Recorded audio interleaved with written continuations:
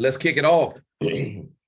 Ladies and gentlemen, welcome to the Monday Q&A call on the speakerfocus.com platform.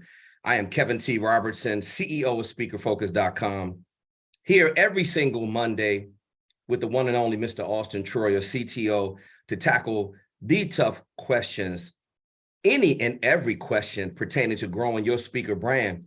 What a wonderful time it is of the year as we are approaching the holiday season. We're coming off of Halloween. I love it in my neighborhood because the seasons are changing.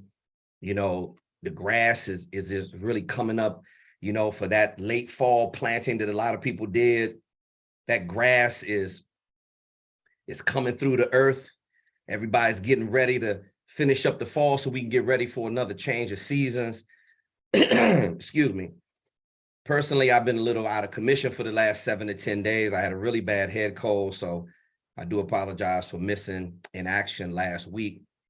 But I've been getting some really, really great support tickets in, and I want to address the things that I'm noticing in a shift in the marketplace of what's happening as I am talking to the best subject matter experts in the world, whether or not they are on our coaching platform or not. So, excuse me. Here's what I am noticing, that when I tell you that it is really a joyous time to be a professional speaker at this moment in history. And here's the reason why. Because you have so many support tools that you didn't have when I was 17 and a half coming right out of high school as a speaker, pre-internet 1992. I graduated in 1986. I don't know anything about this game. So my opening monologue, I want to talk to you about, because many of you are sending in a lot of support tickets and you're trying to put together the right messaging. And, you know, you're making an attempt to get your brand to the marketplace so you can start getting leads on your calendar. And so I want you to, Austin shared a great resource at Speaker Showcase October 6th. And it was Apollo.io. That's just one of the CRMs that you can manage. But what they do is they actually allow you to download a very, very specific list to your target market. The pro plan is only $99 a month. I suggest that a lot of you investigate Apollo.io. Go to the upper right-hand corner of the website, click on demo, and have the rep give you a demo. You don't have to wait around strictly for ActiveCampaign. And by the way, all of these CRMs, and a lot of the CRMs like ActiveCampaign, HubSpot, Salesforce, Close, you know, everybody has their preference. We like Close. That's what manages over 7 million leads that we have in our database. We have tried others. We like Close. I'm not telling you that it's going to work for you. I'm telling you that's what we like. And believe me, whatever the best is as far as functionality, saving time, Austin has us on it. Whatever the people, we don't care how much the software costs. Does it make us money? Is it going to help me do my job? Because all I'm supposed to be doing is talking, not doing a bunch of typing and automatic drip email sequences. All of that kind of stuff is automated. So if I were you, especially for those of you who have finished up your messaging, finished up your branding, you know who you are. You're already a good enough entrepreneur. You probably need to learn some more about negotiations, but that's going to come later.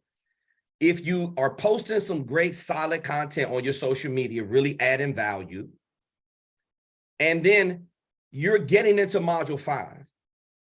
So Austin talks about paid distribution and free distribution. We recommend that before you start doing any of the paid distribution, people send emails in all the time. KTR, I want to start running Facebook ads. Well, have you mastered doing the cold outreach strategy? Have you mastered setting up your GMAS?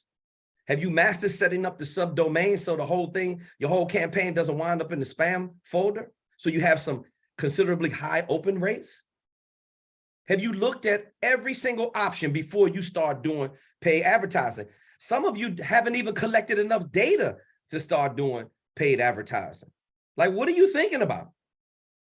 You should be focusing on doing free outreach. Cold email is absolutely killing the game right now. We got students on our platform Student told me this last year he made 40, 50K speaking. This year, he's going to make 140K. Next year, by joining our platform, working with us, he's going to double that. That's because we're teaching them micro-specific marketing language. Remember, in the Q&A call, not last Monday, but the Monday before that, I talked about phraseology. A lot of you were just missing the phraseology. You were missing out on the proper phraseology, and that's why your messaging is not connecting to the meeting planner with the budget. Because you're pussyfooting around, taking all day long to get to module 5, and you're really not listening. A lot of you you shouldn't just be relying on everything that me and Austin say. Yes, we are the gold standard in this industry when it comes to teaching you how to build out your infrastructure, but don't be afraid if you find a piece of software. Like all of you, this is your homework assignment. Go to apollo.io, apollo.io. Because when you take the demo and the rep walks you through it for about a half an hour, you can ask questions. They will walk you through what list. See, it's not just a CRM. You can get leads from this, from apollo.io. They got over 60 million leads. All of them are updated, qualified, scrubbed, updated email addresses, telephone numbers, names, all of this kind of stuff. It's not a game. Information management is how you're going to make money in this industry and attracting people to your brand. Let me also remind you, in module 2, we also have the 7 different marketing vehicles. You don't have to sit around. Listen, as I am managing my tour schedule for 2023, and I am reaching out to the kind of clients that I want to do business with, many of my old clients, the biggest ones with the bigger budgets, those are the ones that I'm reaching out. I'm playing stakes at a higher level. When you get to my age and my stage in this business, you're looking to speak less and earn more, not the other way around. So it's a premium on being able to hire KTR. So what I'm telling you is there's more. Don't just rely on cold email outreach. If you have a budget, why don't you try a postcard campaign? Do some research on and schedule a demo for, they have your postcard campaign automated as well. You don't have to do tens of thousands of postcards. You can do 500. Just test the market. If you send out 500 and you get 10%, that's 50 people to reply. Let's say you cut that in half and you get 5% reply rate. That's 25 people that reply. If you can close 1 or 2 out of your test campaign at $5,000, not only have you paid for a very, very minimal expense outgoing to get you those leads, but you have now, see, you got to diversify. And me and Austin just talked to our wealth management guy, right? So he talked to us about, you know, when you get to a certain level where you're like you don't need the bank needs you. So they send you all these exotic products and they always want you to invest. So this is how it is when it comes to your digital marketing. You need to, or I should say one of your marketing vehicles, you need to diversify. You can hit them with cold email. I'm telling you right now, the best way to get meeting planners on your calendar is free LinkedIn strategy. But if you're not doing it the right way, you're going to get thrown in LinkedIn jail. You can use a video strategy, or you can use a simple 1 or 2 liner to get meeting planners on your calendar. Some of you are not doing it. It's working. For the ones who are, congratulations to you. Another thing, by the way, Stanley, I see your hand up, and I believe that is Holly. I think is that Holly? Yeah, I think that's Holly. It has her hand up as well. Holly Wild? Yeah, I think Holly has her hand up too. So remember, you don't just have to rely on one way to be able to get leads on your calendar. A lot of you are just getting shook. Like you're just stuck in one spot. And I don't know why that is. You need to explore every option to get leads on your calendar so that you have more options. You could try a postcard. You could try direct mail. You don't have to send out thousands of pieces. You can send out a couple hundred pieces and do a test market. When you get somebody to reply, Now you walk them through your signature programs and your value proposition. The key is to get them on your calendar. So let me remind you, cold email outreach is crushing it. If you're not scheduling a call with one of your reps from Salesforce or one of your reps from ActiveCampaign or Apollo.ai, I'm telling you about Apollo.ai because I use it. And the leads are so, you can filter the list out to get you the leads in your CRM. Then you can download the CRM, set up a campaign, set up the subdomain, send it out from your subdomain so it doesn't all wind up in the spam folder. The rep will show you how to do this. They have tech support and they also have a chat box. You got no excuse, and you got 24-hour tech support from us if you can't figure it out from them. So everybody's always, this is the number one question that I hear every day. Number one question I hear, I just need somebody to get the leads for me. No, that is not the only thing you need someone to do for you. You need to learn how to get the leads yourself. I mean, the amount of entitlement and this other bullshit that I'm hearing in the marketplace. Remember, y'all are talking to more speakers than I am every single day. You are talking to more meeting planners than I am. And by the way, let me remind you, lately, a lot of meeting planners, event planners have been booking a call with me. They now see this money that they pay speakers and they want to get some of it for themselves. See, this wasn't happening years ago. The meeting planner would just stay in their lane. I'm an event planner. I'm a meeting planner. I'm also a high fee speaker because there's money in doing events. There's also a lot of money that you can make as a speaker. So when I hear people talk all this, talking out the side of their neck because they don't know what they're talking about. Oh, it's not really money in speaking. What planet are you living on? That's because you don't understand how to make your business look and you don't understand the marketing vehicles. Let me share it with you again. Cold email outreach is literally killing the game, but you got to set it up the right way. All you got to do is go on module 5 and Auston to show you how to do it. Anybody that wants to know, Lisa Allman Baldwin sends in her copy all the time so we can approve it before she sends it to the client. Aaron is on our platform. Aaron just sent me some copy so I can help him upgrade so he can start booking higher fee speaking gigs. I'm always willing to do it to make it better. Now, when I send you the email back, now you got a template.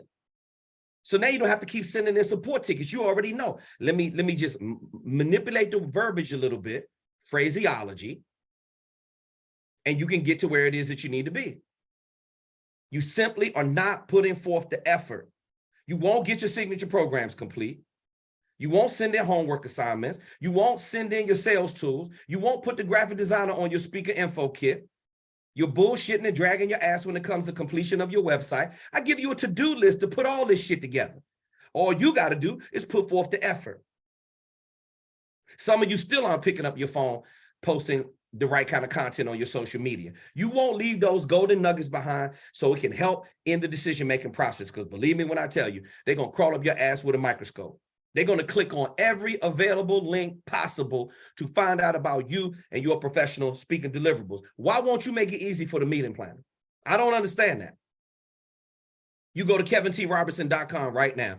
KevinTRobertson.com. KevinTRobertson. My website is set up. Mainstay headline right there in your face. My slogan is right under the mainstay headline. You go down a little bit right under that. Speaker video demo flies in from the left. Right under that, click on my speaker info kit. The meeting planner can find all my shit within 10 seconds of being on my website. How about your website? Are you making it difficult because you want to get fancy? See, some of you are over analyzing and overthinking shit, and you simply won't. You're suffering from analysis of paralysis, and that's why it's keeping you stuck right where you are. You got all the help in the world on this platform, but you won't ask for it. I don't understand some of you. Like, you got to get out of your own way. What is wrong with you? Why are you being selfish and blocking the blessings from the entire world to get your brand out there when I am more than willing to help walk you through the process? Some of you need to take your head out of your ass. You got too many distractions going on. You have got to decide, when am I going to make my speaker business a top priority? All you got to do is just put your head down for 2 or 3 months. I see students do it on our platform all the time.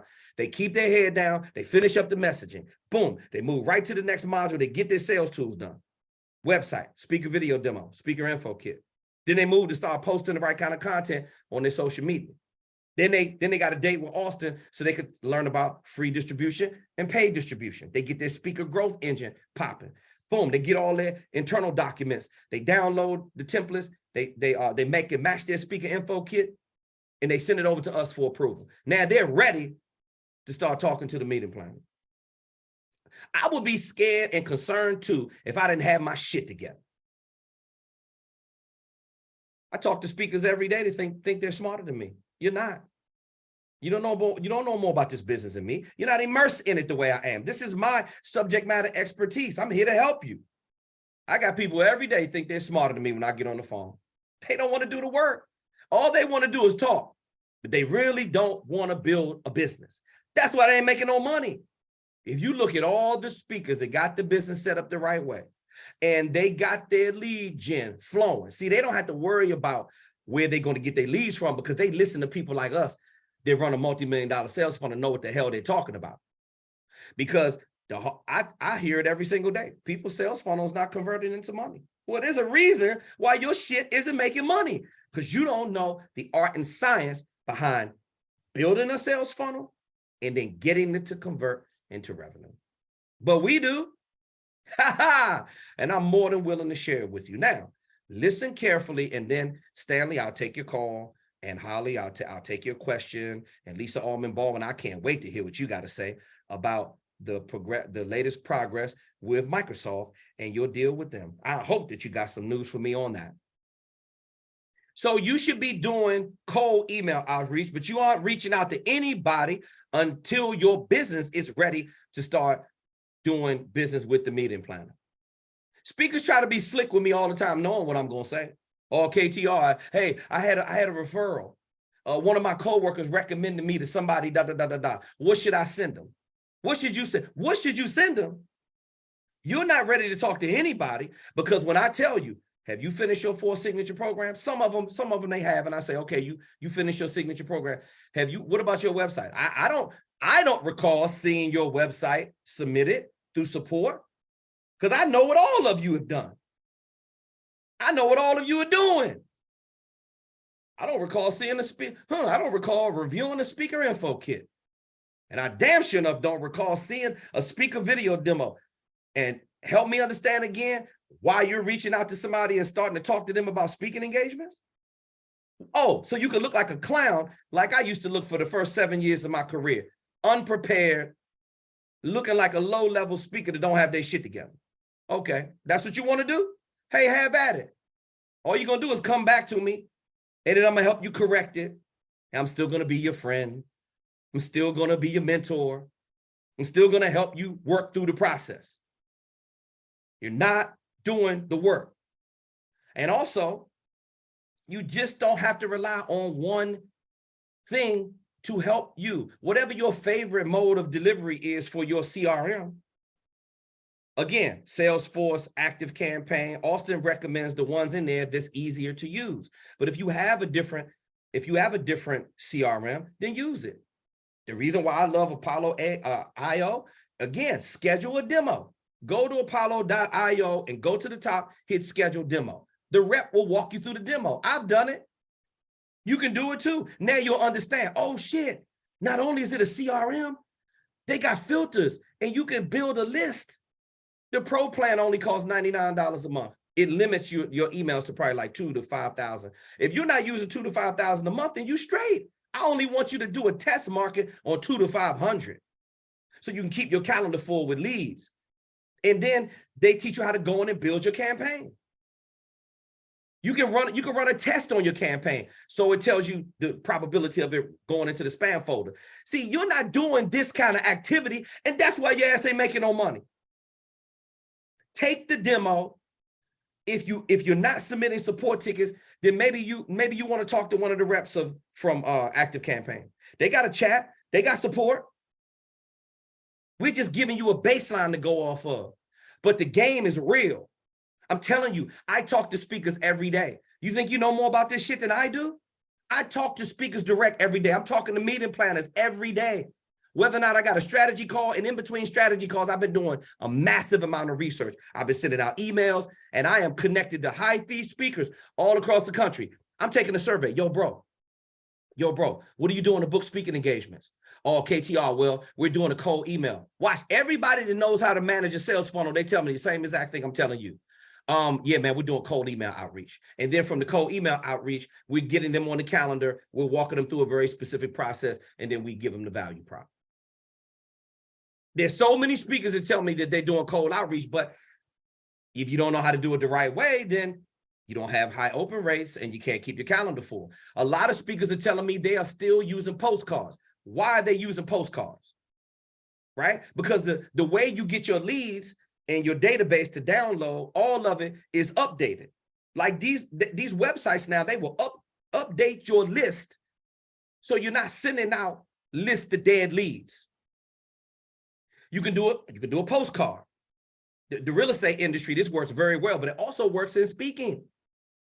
Because think about it. If 6 or 7 or 10 years ago, nobody was really skilled at digital marketing.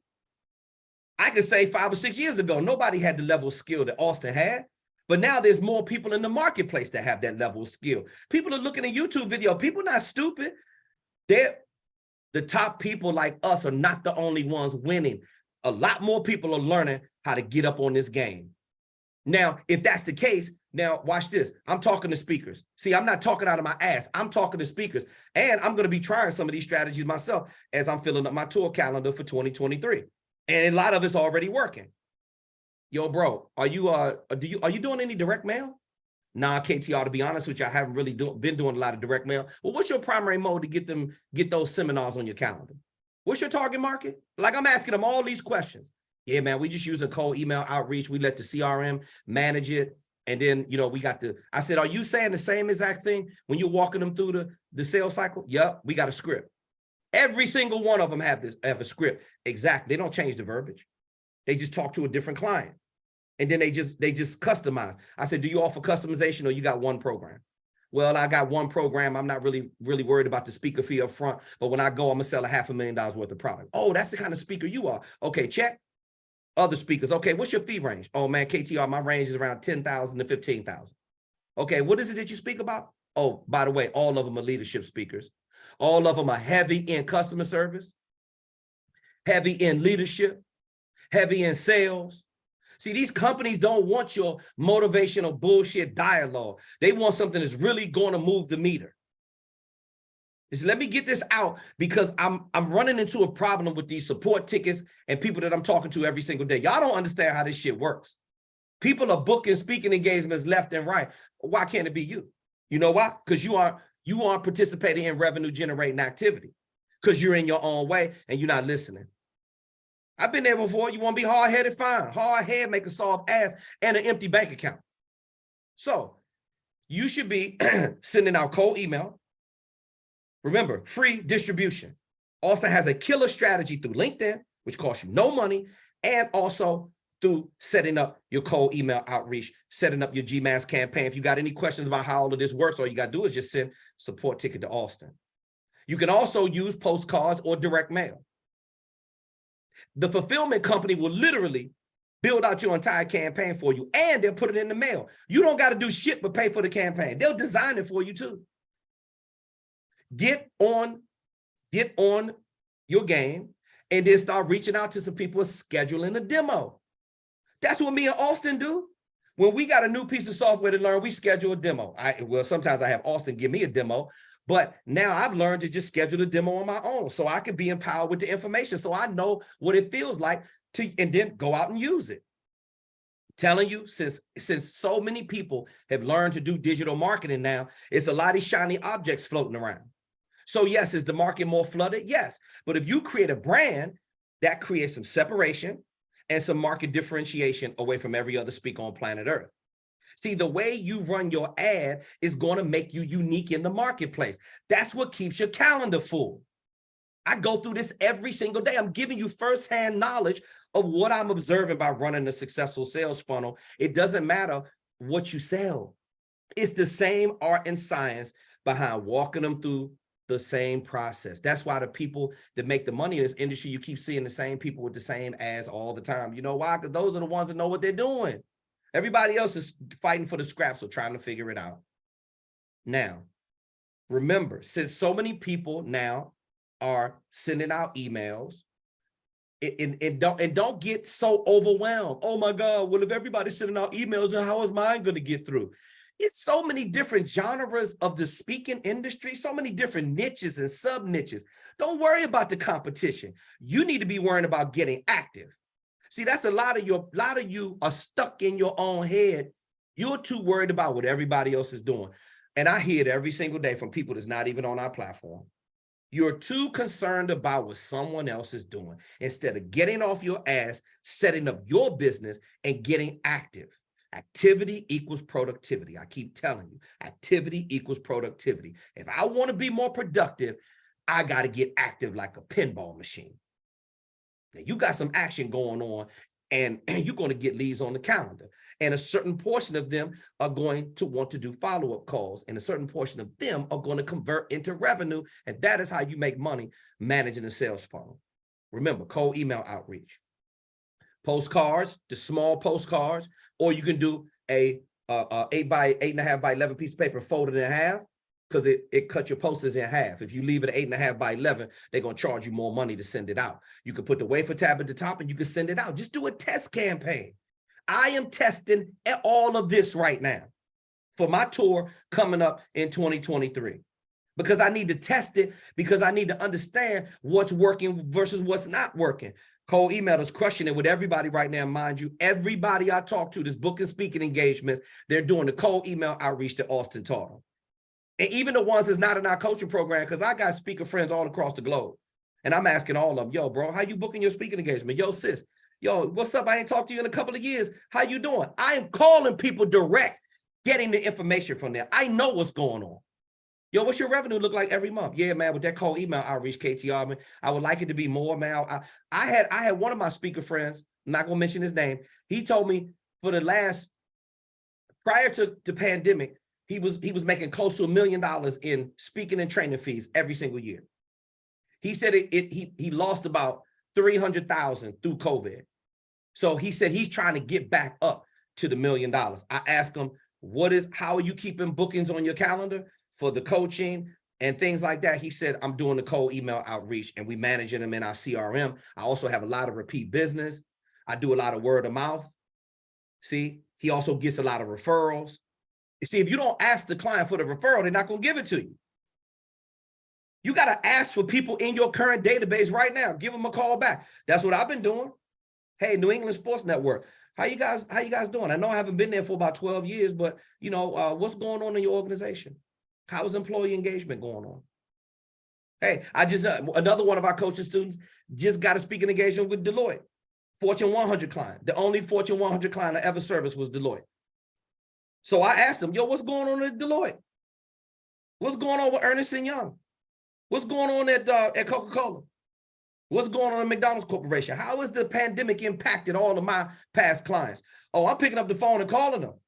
When I got a cancellation, no-show, or a break, I am talking to people who are booking speaking engagements and asking them what they're doing. See, if you got real business associates, I don't need no friends. Ain't no friends in the speaking business, but I got a lot of associates and they respect me and I respect them. So they're telling me exactly what they're doing. And then watch this, when they share with me, then I share with them. I said, oh, bro, you don't have no digital assets? You're doing one-on-one coaching. You need to get away from one-on-one coaching. That's too exhaustive. You need a platform. You need a digital asset you can sell. Well, what is that, KTR? Then I got to break the game down to them and tell them what they need to be doing to get another stream of revenue, because you don't want to be stuck with one. So look at your marketing vehicles as your, this is going to help you earn revenue. Cold email, LinkedIn, pay free distribution through LinkedIn. No, see, that's diversification. Then word of mouth, asking your past clients for business, nothing like it. Also calling in and checking on them and see how they're doing it, letting them know what you're doing now about your new business, your new services, have you upgraded? Direct mail, either postcards or a direct mail campaign. I know it's old school, but the shit still works. So before you start saying, oh, direct mail, yes, it's still working for a lot of speakers. See, because the old school meeting planner, watch this, they still like to get a piece of paper through the mail. I don't give a damn what you millennials are talking about. The old school people still like to get a piece of mail. And if you got the right brochure and you send it to them, that's going to get your phone ringing, get people to schedule a call with you because you're going to have your calendar link on there when they go to the website. You're going to get block bookings. No other way to get better paid speaking engagements is by being seen on stage. If you know how to leverage a free opportunity, you could turn it into a paid opportunity. You got to get this thing popping like a bag of microwave popcorn. You got to get it popping like a pinball machine. I'm telling you that all of these things are working at a high level to book speaking engagements. Some people I'm talking to, they're only making 50, 60, 70,000 a year. That's not bad. That's not bad to replace your salary and leave your job. So now you got time freedom to work on more ways to get leads. And if you haven't listened to anything I said, you need to listen to the first half an hour of this Q&A call, and you need to back it up because I've been dropping dimes left and right. And if you're not doing any of this, I don't know what the hell you're doing. Stanley, talk to me, brother. Stan, can you hear me? Can you hear me? Yes, sir. I can hear you now. I'm kind of spinning my wheels a little bit. I'm not getting a lot of traction like I'd like to.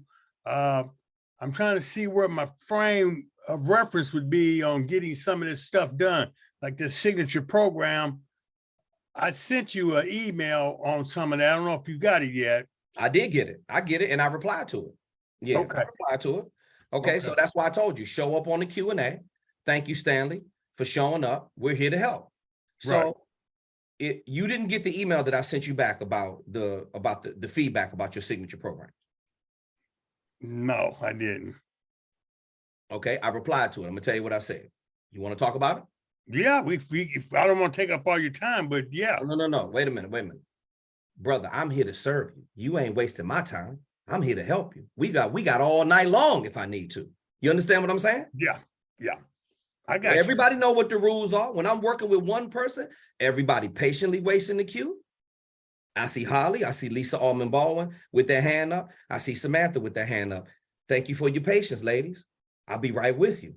I'm working with Stanley right now. Stanley, one of my strongest suits is patience. Now, here's what happened. Remember, Stan, leadership is the #1 bookable and most requested topic at conferences, corporate meetings, and events worldwide. #1. All right. I got you. I don't give a damn what your niche is. Remember, Stanley, phraseology. Forget about what everybody else is telling you. You listen to me. Everybody at the end of the day is hired because you are leading an audience into change, into prosperity, and into a more positive way of living. You are helping them gain the slight edge advantage. So you are a leadership speaker. I don't care if you're a cosmetologist, if you're a doctor, if you are a real estate agent, a broker, a person who manages money. I don't care. Leadership is the cash cow. That's what makes the money in this industry. So you got a message about leadership, Stan. So Stan, here's what I learned about you. And a lot of speakers fall into this trap. You're great when you have the conversation with me about what you want to speak about, but it's not coming out that way when you write it. So Stanley, you don't have to be embarrassed about that. People with 10 to 30 plus years worth of professional experience that I talk to every single day, and I've done tens of thousands of these calls, and I deal with 25 to 35 speakers on average every single day globally from all different kinds of backgrounds. 90% of them, Stanley, are horrible copywriters. Even the best-selling authors, they don't know how to write copy. You're struggling with that right now, Stanley. That's okay. I'm going to help you. You got a pen in your hand? Yeah. Okay, so what you sent me was, first of all, the assignment was incomplete. So I sent you back the entire template. I stripped it down and made it easy for you. I just want you to go back in and fill in the blanks. So what you sent me was like one paragraph of what you felt you wanted to deliver to the market, but it was very fragmented. It was unorganized. It was all over the place. It's okay. Some people are not skilled at putting thought to paper. Don't worry about it. I'm going to help you right now. So Stanley, I don't want you to think like a speaker. I want you to think like the meeting planner. Think about the person who controls the budget. You've got to help them solve a pain. And I'm going to teach you how to do that by way of all 4 of your signature programs. So here's a question I want you to answer. I want you to answer it to the best of your ability. Don't overthink it. Stanley, I'm not looking for a perfect answer. All I want you to do is tell me how you feel. Go back to the pain. Excuse me. Go back to when you was hurting. Go back to when you was broke. Go back to when you was on your ass and you were struggling in life. And then tell me how you were able to repair and move on to greater heights throughout your career. This is the question that the meeting planner is going to ask you. And this is the question I got for you. So when we hire you to speak, Stanley, what is the one thing about your messaging that me and my audience are going to walk away with that's going to have the biggest impact on our lives? How would you describe that to the best of your ability? Take your time. Well, basically, I'm just authenticity. I think by having what little bit of experience I do have in certain areas, I think you become across being sincere and having been there and done that. Okay, so you would say that you're going to let your experience speak for you. Is that correct? Yeah. Okay, and that word, by the way, is pronounced authenticity. All right. Anytime you struggling with pronouncing a word as a speaker, remember, anytime you mispronounce a word, anytime you use an overabundance of filler words, I cover that in module 1, Stanley, on the backside. It takes away from your credibility when you're speaking, and it breaks the recipient's focus and concentration. So watch this. So write this down. So the type of leader that you are, you want to show people through your experience that you've been through, and you want to show them that you're authentic. You want to show them that you're real. Is that correct? Yes, sir. Okay, then you could do experience-based leadership as one of your signature programs. You see what I just did? Yep. I took exactly what you said, and now we got one of your 4 signature programs. Now, you with me so far, right, Stanley? Right, I'm with you. Write that down, experience-based leadership. Now, okay, so you can also do authentic-based leadership if you wanted to. If you want to talk to people about, everybody talk about keeping it real. If you want to talk to people about that, then talk to them about it. Let me ask you another question.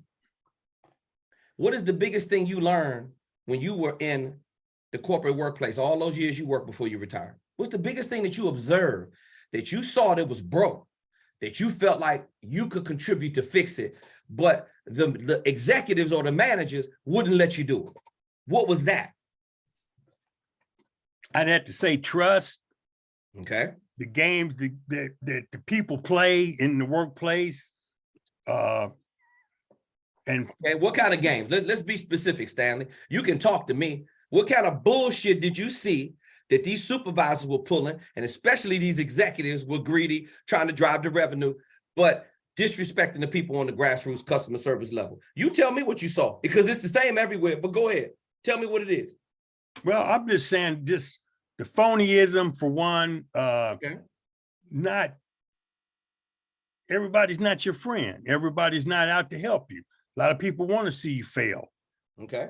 So what would you call that? What would you call that when you're trying to rise in up the corporate ladder? What would you call that? How would you describe that? They're trying to hold you back? Definitely. Glass ceiling, all that. Glass ceiling. There you go. Watch this. So you could do, watch this, Stanley, glass ceiling based leadership. Are you following what I'm saying? Right. I'm following you. I mean, don't play with me, Stanley. I just lost another 10 pounds. I'm feeling extra good tonight. It's copywriting. You got to take your experiences and you've got to put that in your signature programs. Glass ceiling based leadership. Now, Stanley, if I'm a meeting planner, guess what? If I saw glass ceiling based leadership on your website, and I said, oh, damn, wait a minute. I ain't never seen nothing like that before. The meeting planner is going to say, well, I need to find out what that's all about. Now, Stanley, I'm going to teach you personally how to write the opening paragraphs and the bullets that's going to describe glass ceiling based leadership. What I need you to do is give me something to go off of. I need you to tell me What happens when you hit the ceiling? How is it that people try to hold you back? Why is that? What is the mindset of a manager or supervisor? In your opinion, just put that down there and then send it to me, and then let me put some polish on it. Is that fair? That's fair. And I have to admit, I've been dragging my feet a little bit. I mean, I'm getting a little bit overwhelmed and trying to figure out how to get some traction. And then, I need to get going. I know that. Stanley, we're all backsliders, bullshitters, and procrastinators, including me. I got some shit I need to get off my plate right now that I need to do. I'm going through a lot this year. Okay? My father-in-law died January. One of my closest uncles died 6 months ago. My mother just died July the 29th. I haven't told anybody because I got shit I got to do. I am not in a good place right now emotionally, but I'm fighting through it, Stanley. Okay. I'm doing the best I can do with what I got. But I tell you what I'm not going to do. I'm not going to eat myself and gain another 40 pounds like I typically do. Why? So the food can keep making me feel good. I got to break the cycle and do something different. So you off your game. Welcome to the club. Okay. Do the best you can do. At least you showed up for the Q&A. That's more than I can say for a lot of people that need help, because a lot of you do need help and you ain't submitting no support tickets. Stanley, I am always here to help you. You want to talk to me in Austin? All you got to do is show up every Monday. The only time we're not going to be here, somebody got to be sick. So it got to be some emergency when we don't show up. So I'm telling you right now that if you're struggling like me, it's okay. We in it together. You got 2 of your 4 signature programs. Now what I want you to do, I want you to go back and think about the other titles and give me some idea of what you want to speak about. All you got to do is remember, you got leadership-based programs. Now, watch this. Now, I'm going to help you come up with your mainstay headline right now, Stanley. And if you got another question, I'll be happy to take it. If not, I'm going to roll to Holly, Lisa, and Samantha. So I want you to write this down. So if you visit KevinTRobertson.com, first thing that hits you in your face is leadership strategies that magnify success. Right. I have a formula that helps you come up with that mainstay headline. It is imperative that you put your brand right in front of the meeting planner's face. Within 10 seconds of going to my website, the meeting planner can find everything they need to see. Brand, logo, speaker video demo flyers from the left. Right under that is my speaker info kit. That's everything they need to see to hire me to speak. You want to go to the contact page? You ready to do business? Fine. Click on the contact page, fill out the form, and talk to me and my people. You have to have an impact like that. So you need a mainstay headline. Okay, Stanley, so clearly you are a leadership speaker. So you're going to write leadership down first. Now, right, when you are delivering your topics to your clients, how would you say you deliver that? Do you provide strategies? Do you provide tips, tools, techniques, pillars, steps, motions, actions? What do you do? Leadership, what? I didn't know it was quite that many. Yeah, because you need to choose from something. It's just, remember, it's describing what your leadership does. I provide strategies through my leadership. What does yours do?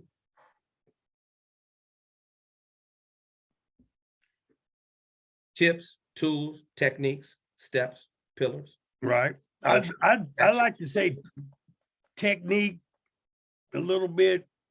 Okay, not a little bit. Wait a minute, Stan. Well, that's what I'm saying. Can you blend the two together? Yeah, wait a minute. I want you to be, I want your passion. I want to know what you were put on this earth to do. You in the legacy, you in the third quarter like me in your life. You in the legacy building stage. What do you feel like you was put here to do? Is it technique that you want to leave behind? Do you want to leave some steps? You want to leave some action items behind? You want to leave some pillars? I got 3 pillars I want people to know. You got keys? You gonna give me the keys to start the car? What is it? Are you teaching me strategies? Are you giving me tips, tools, principles? Which one of those will best fit you for your leadership? I say, well, that's something I need to think about. But there you go. Okay, so watch this. Put techniques down right now for a placeholder. Leadership techniques. Now watch this. Follow me, Stanley. You got them 2 words down so far, right? Right. Okay, now that, if you go to my website, leadership strategies that magnify success. 5 words is all I need. That is called a demonstrative pronoun. It's a connecting word. That's really all it is. I didn't mean to get fancy on you, but I'm a wordsmith. Please forgive me sometimes. All right. So a demonstrative pronoun is a connecting word. That is a connecting word. Leadership techniques that. Now that do what, Stanley? What do your leadership techniques do? Does it uplift? Does it empower? Does it change? Does it activate? What does it do? What are you telling me that you're doing as a leader? If I'm trying to get some advice on you, watch this, Stanley. I'm going to keep it real simple. I'm a young cat. I don't know OG status like you. I don't have your experience. I don't have your years of working experience. So I'm trying to learn. So if you give me one thing, tell me what the one thing is so I could stop being broke. So I can stop dragging my ass and procrastinating. I'm coming to you, Stan, because you seem to have it together. What is it that you want to teach me so I can be in your position as a leader? Your leadership techniques that do what? I'd have to say vision. Vision is one. Okay. Okay. So we're going to put vision last because it doesn't fit there on the 4th word. Okay. Leadership techniques that blank vision. Well, do you want to help me do with my vision? Because a lot of people can't see and they got 20/20 vision. Did you know that 10%, less than 10% of employees in the corporation are not engaged with the company vision and mission statement? You go to my website, it says KTR will help you with employee engagement. You know why I'm helping you with your engagement? Because your people, they don't have any goals. They're horrible at vision. So I'm America's leading focus expert. So I come in and help organize your team's focus. What is it that you want me to do with my vision, Stan? You want to clarify my vision? You want to redirect my vision? You want to inspire my vision? You want to double my vision? You want to empower my vision? What do you want me to do with my vision? Inspire would work. Okay, well, let's put that down as a placeholder. I want you to give this some thought. Right. Right now, you got leadership techniques that inspire vision. Is that correct? Yep. Okay. All right. Put that down as a placeholder for right now. And then I want you to go and fill in the blanks, fill in the template that I sent you. If you can't find it, send me another support ticket. I will resend it to you. I literally just cleaned out support tickets. I believe it was, yeah, me and Austin, we cleaned it all out yesterday. Yeah, yesterday was Sunday. Yep. Matter of fact, we were in there at the same time. I heard the little knocking sound going off when Austin was responding to his. I was like, oh shit, I got to catch up. So we cleaned out all support tickets yesterday. All right. So if you don't have it, I'll resend it to you. No, I'll get it. I got it. You have another question or comment? Nope. I got work to do. Okay. Are you feeling more confident now about your direction, about mainstay headline, your signature programs? And Stanley, you don't need to get it perfect on this platform, bro. See, you got to stop stressing. Let us do the heavy lifting. That's what you hired us for. Okay. You got it? I got it. I love you, brother. Don't even worry about it. It's people on this platform. It's hard for you to believe they were struggling a whole lot worse than you right now, Stanley. Trust me, it's easy. When you understand it like I understand it, all you got to do is just keep telling me what you got inside, bro. And we're going to help you get it out and organize it and then get it to the marketplace. Okay. I'm not telling you it's going to be easy. I'm telling you it's going to be worth it. All right? Got you. Thank you. Appreciate you. Yes, sir. Yes, sir. All the time, man. Talk to you real all day, every day. This is what we do here at speakerfocus.com. Now, let's go ahead and move to, I believe this is Holly Wild, if I'm not mistaken. I believe it is. Can you hear me? Hi there. It's actually Mary. I'm sorry, Mary, you know what? That's okay. I'm sorry, No Mary. problem. I'm new. I just joined. Yeah, we got a Holly Wild on our platform as well. She spells her name the same way as you. I do apologize. Mary, you're absolutely right. Yes, Mary is the latest TEDx speaker to join our platform. Mary, how can I help you this evening? What question can I answer for you, or what win do you have? So this is a question, and I am in the process of actually setting up a virtual event too. And so I just wondered if you could give me some input on this. I'm trying to gather some speakers, some inspirational speakers to speak with me on my platform. Okay. And the first person I reached out to, they were represented by Harry Walker, or like some kind of a agency, and I had to choose what my budget was, and it went up to 100,000, and obviously that's way above what I can offer. But so I'm supposed to have an appointment to talk to them within the next 24 hours. But it's a speaking engagement that also is kind of like a JV partnership, because it's allowing the speakers to sell the program. And so I just wondered if that should influence the speaker fee. And it's probably just like a 30-minute virtual interview or presentation, and then the person gets to sell tickets to it. And so I'm just wondering if you have any tips for me in terms of how I pitch it to this agency, or if I should just overstep the agency and try to reach out to the person directly through social media, LinkedIn, since it is more of a JV partnership.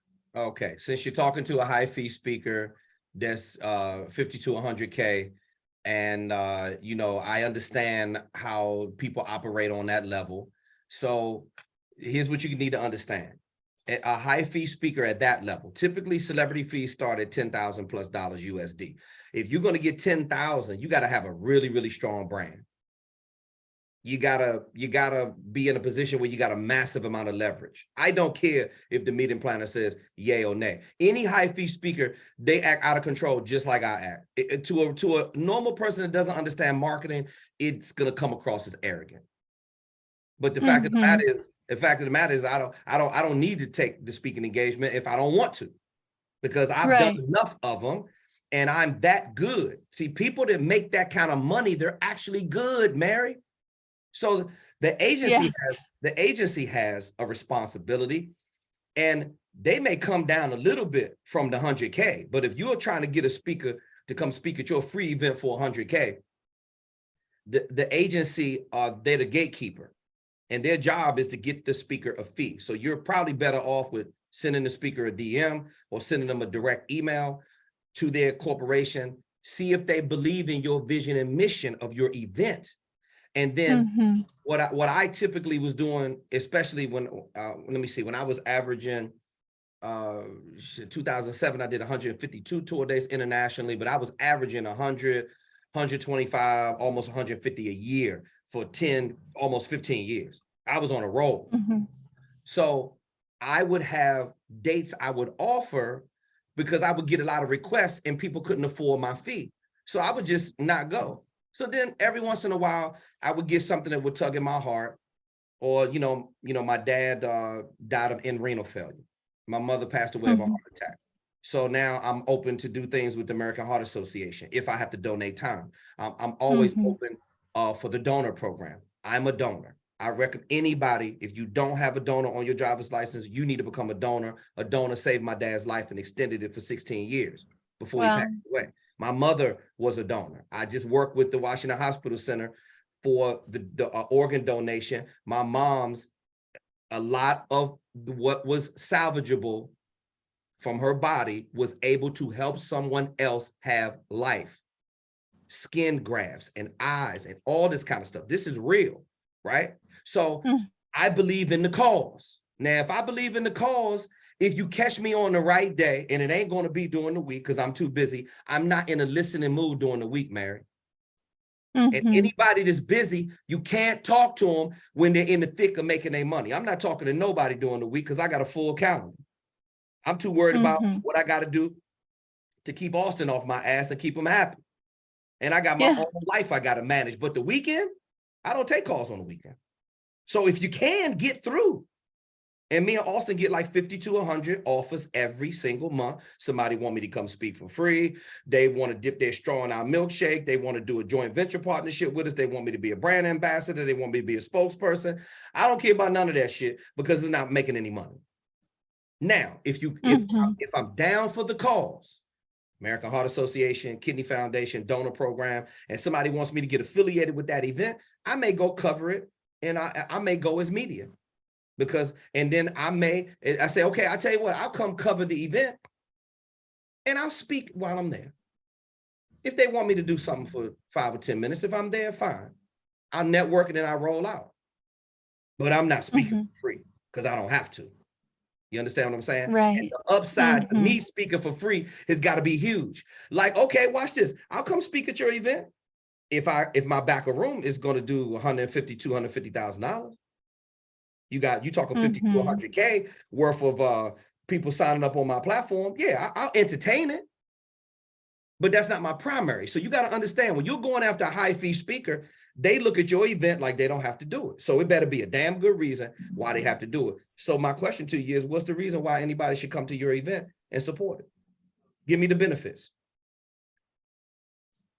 Well, it's about helping moms reset, and it's going to be gathering, if my vision is able to be pulled together, many inspiring speakers that kind of embody this ability to bounce back and restart.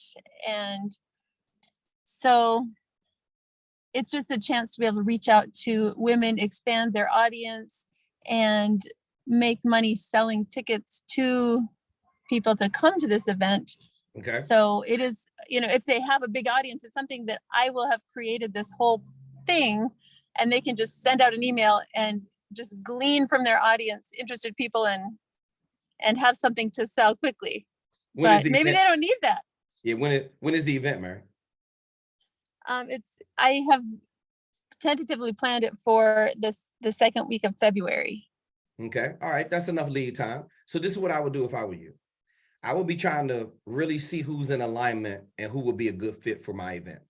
A lot of women who are moms, right? There will be speakers. Mhm. Check availability. See, sometimes if you have an event going on and they really believe in it, that's the only time a high fee speaker is going to come and speak for free. I'm telling you, I know the pedigree. This is the way I act. I know how all of them act. But when they believe in your event, like if it's some kind of, like, go to their website and read up on it. Find a common bond. Find a speaker who that would be right up their alley. Like maybe Yeah. there's something in common that you have with that speaker, and then just send them an email and then reach out. You might be able to get, or watch this, go talk to a speaker who doesn't charge that much and find somebody who's passionate about your cause. Listen, I can get you 10 speakers right now to come speak for free who would love to do that. It's going to take me some time to find them, but you can get people to support your event. You just have to align with the right type of speakers. And then what kind of benefit are they going to get out of it? Are they going to get a videotape? How long are you going to give them to speak? Are you going to do some networking with them afterwards? Listen, it's all kinds of ways to get people pulled into your event. So I think I lost Mary. Okay, we must have had a bad connection. All right, I'm gonna. And she must have had a bad connection. I'm gonna move on to Ed. I see your hand up. I'm gonna move on to Lisa Allman Baldwin. Lisa, I may have to take a pause if Mary can come back so I can finish up with her. Okay, no problem. Yeah, but I lost her. She must have had a bad connection. So anyway, Lisa Allman Baldwin, talk to me about what are you, Lisa? I don't even know where to start with you. Give me the update. What's going on? Can you hear me okay? Yeah, I hear you fine. You still in Ecuador?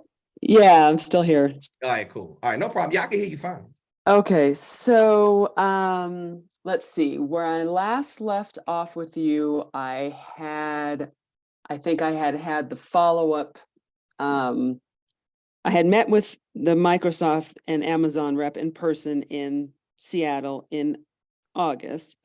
I Okay. had followed up with both of them. I haven't heard back from the Amazon one. I don't have her phone number. I only have her email. So I've just been emailing her, giving her Okay. time in between. But anyway, Mhm. so the Microsoft, I had a follow-up. She scheduled a follow-up strategy session with me. And we ran through a bunch of ideas. She did a screen share with me because they had just the day before I met with them, had their department review, Nice. looking at their goals and focus of 2022 and then where they want to be for 2023. Mm-hmm. So based on what was in my speaker info kit and what we talked about when we met for dinner, we ran through several different ideas. And what she said she wanted to do is, since I had offered on your suggestion to waive my fee, is Mm-hmm. that she said that she really wants to get me in front of as many people as she can, but she wanted to start with her immediate group that have how we contacted first, which was the Blacks at Microsoft group. Gotcha. So we had originally set up another follow-up appointment that was also going to be, she has I think it's a weekly call with her, certain people in her department. And so she was going to have me come on that as well. But then she sent me an email. She said, I'm going to be out of town. So I will contact you after I talk to people and we get it set. So I got an email from somebody else who said, Ruth, that's the other lady's name, sent me your information. Can you contact me so we can talk about dates for the,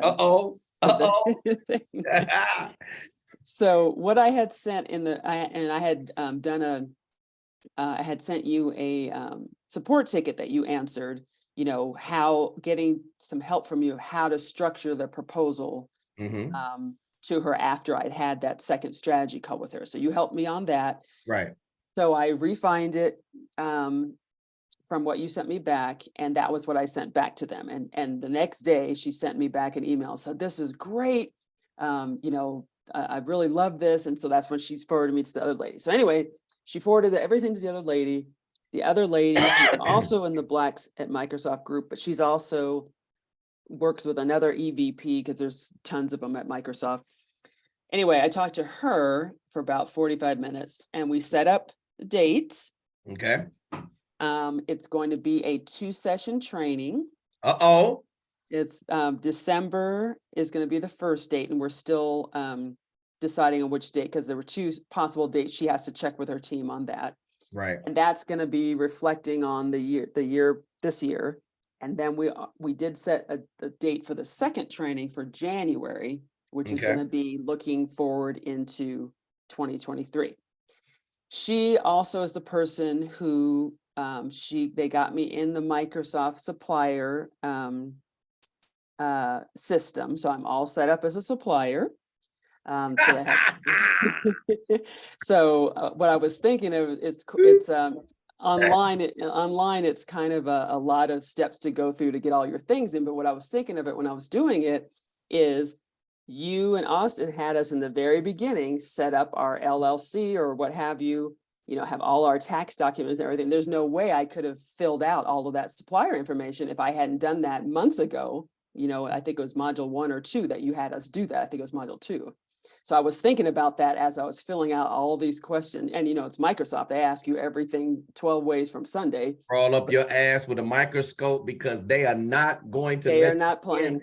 They're not playing unless you're prepared. Right. Okay, Lisa, wait a minute. We got to take a pause for the calls. Okay, wait a minute.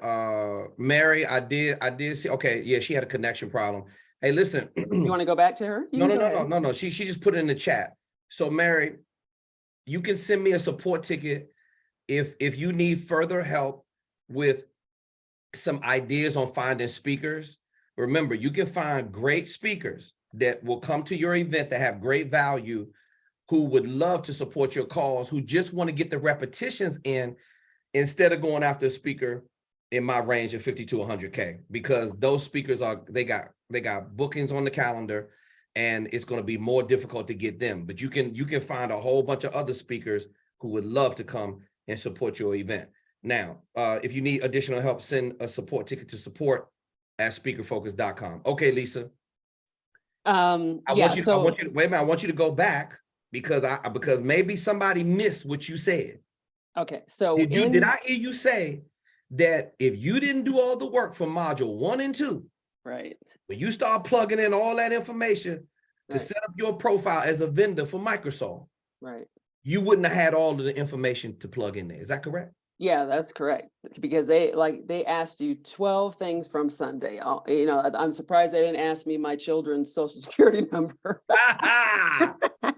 But I was thinking when I was filling it out, because it took about an hour to fill it out online, that I had all of that ready because you and Austin had us do that way back when.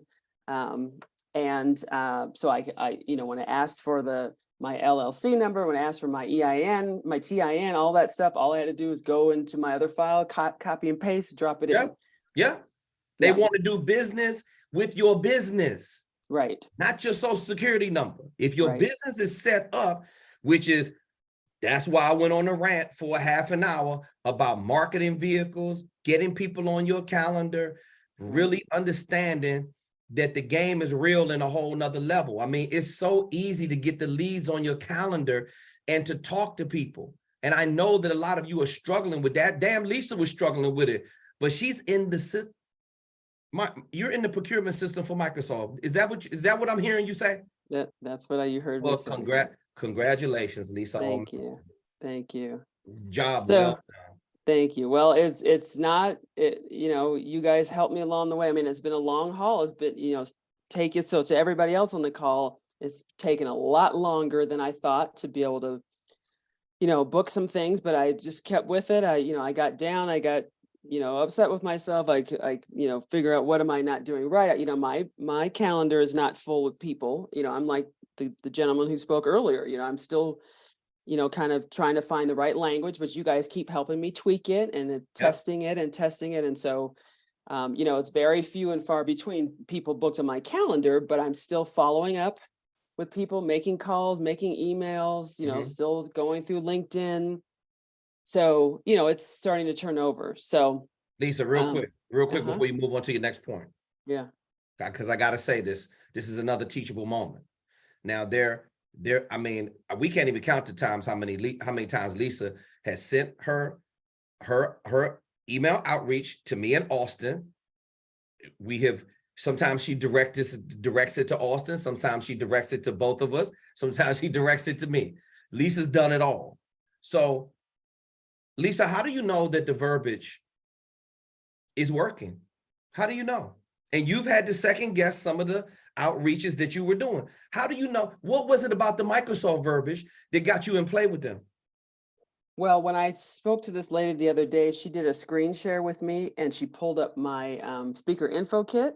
And while I was on the Zoom with her, or the Microsoft Teams, she highlighted the benefits of under one of the programs. And she said to me, this is what sprang out to me. This is what, she said, this is what spoke to me.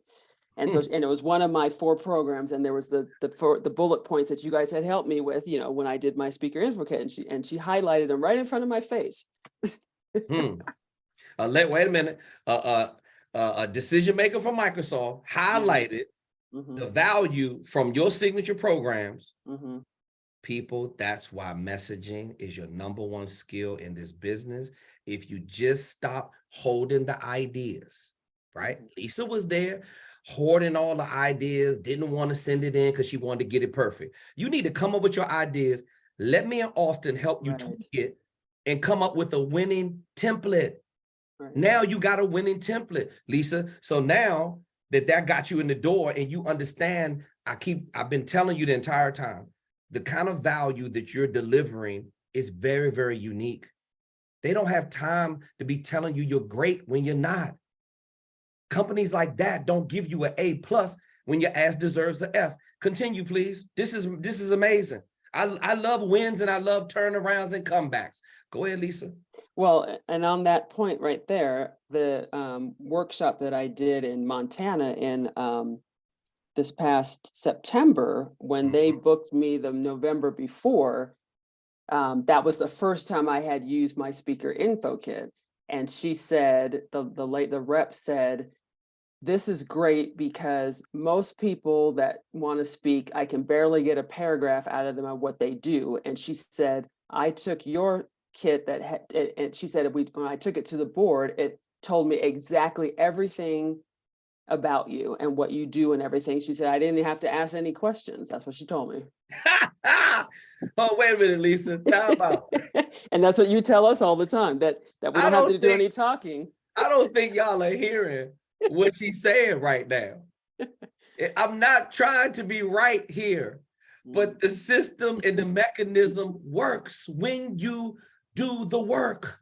This is the reason why we're so intense, because we want you to win. I didn't pay Lisa to get on here but I tell you what, I've been with her every step of the way to help her put together this deal with Microsoft. And I told her, don't leave us out of nothing. And now she's in play. So finish it up, Lisa, and tell me, you're in the system. They love your benefits to your signature programs. They clearly see the value. They've already recommended you to some other people. So finish up and tell me the rest. I'm so proud of you right now. I can barely sit still. Well, and let me go back 1 second. What you just said to everybody else about helping with the support tickets. You have called me a few times and almost cussed me out, telling me that my overthinking ass and everything, which I love it. I love it because you're getting in your way. You're hard on me all the time, but in a loving way. And you call and give me some F-bombs, and I'm like, all right, I hear you. I'm okay with that. And I'm okay with it. There we go. So when I was talking to the lady, and she just her personality, she talks really fast, and she you can tell she's thinking of different things. I was writing so fast because she was talking so fast, but I thought she was calling me just to talk about that specific thing for the Blacks at Microsoft. She told me about 4 or 5 other departments, and this one is, I know you're doing this one, you waived your fee, but this one, I want to get you in front of. And she named like 4 other different places because they will probably have budget, and as soon as we can get this one done and they can see you. And then she's asked me about let's see, what was it? I'm trying to think. I'm looking at my notes. She asked me about how many people for the workshops. And I turned it back on her, and I said, well, when you guys do, because they do everything virtually because everybody's all over the world. And I said, well, when you do these things and you do your outreach for the specific groups, how many people, usually come up? And she said, well, I've had anywhere from 30 to 300. It just depends. So I asked her, I said, well, I don't think I necessarily have a limit, but is it going to be recorded so that the people who can't attend that day, they can see it later? And she said, oh, well, if you want to have it recorded, that's no problem. I don't think that's a problem. She said, if it is, the minimum that we can do is we can do a high five on LinkedIn for you. So they may be able to record it. So anyway, what she was saying is that once I'm in the system, that anyone who's looking for a speaker, and then if they can go in the system themselves, so they can see if you're minority owned, they can see what you focus on, they can see everything, and pull from that. In addition to when people refer you specifically to something. Yeah, working now, being in the system, and again, every company has a procurement process. And they have to have you in the system like that so they can issue you a purchase order, which cuts the checks and issues payment through the corporate master account. And that's how companies do business. And your speaker business is set up, and you are in the marketplace now, and you are working with a heavy hitter, and you are learning how to put together a deal. I want you to remember all the sequences that you're going through with them. I want you to remember, because this is what it looks like when you're putting together a deal. Like a lot of you, a lot of you need to understand that it's a lot of steps. Sometimes the sales cycle is lengthy when it comes to speaking. You know, it's not a short sales cycle like a coaching program. I talk to people today, I'm closing them on Wednesday. That's a very short sales cycle. Some people, I can't stop them from giving me the credit card. They want to come on board the same day. But speaking is a little bit different. Yeah, this was a long haul. It's a longer sales cycle. Sometimes, you know, listen, I know and this is the reason, another reason why you should have extreme value, because I can't tell you how many times that the meeting planner said, listen, we've never brought a speaker into our organization before, but damn, Kevin, we're so excited. What is it going to take for us to work with you? And then they create an event around me, and we open up the calendar and we choose a date. Remember, how do you know they're serious? They got a venue to offer you to speak, whether or not there's virtual presentation or boots on the ground. They have a date to offer you on the calendar. Lisa, it sounds like you're doing a virtual presentation. They got one did you say December? Yeah, the one in December, we're deciding between two different dates that she had to check with her team. And then the follow-up one is in January. And that one is set. And that one's set for sure. And now the last thing would be a budget. But in this case, we just needed to get into the system. Right. And you go in there and crush it. Now, all you got to do is go in there and crush it and do exactly what they are confident that you can deliver. Right. And then now the word is going to start spreading. See, right. Now watch this. You planted the seed, you got to leave that alone. But now you have the templates and you got the email sequences and you got the verbiage just to make you feel comfortable with. Now you're going to take pieces of that verbiage, and then that's how you're going to start doing outreach to these companies. I'm trying to tell you, just a simple email will get the meeting plan on your calendar. Hey, is your company struggling with employee engagement? But if you are, maybe you should grab a half an hour spot on my calendar so I can talk to you about how I'm helping people globally come out of the pandemic better, bigger, better, faster, stronger than ever. Boom, here's a link right here. So you're saying, like in this case, since she mentioned what the benefit language that spoke to her, you're saying take that little piece of that and use that as an outreach thing? Is that what you're saying? Yes, Lisa. And you know the reason why? Listen carefully, because you got direct feedback. That is data that not you conjured up in your head, but that is data that a paying client or a client that you are grooming is directly telling you about your brand and how it has an impact on them and the value that they see in it. That's the shit you should be listening to the most. Okay. Those are the notes that you should be putting into your CRM. Okay. Right?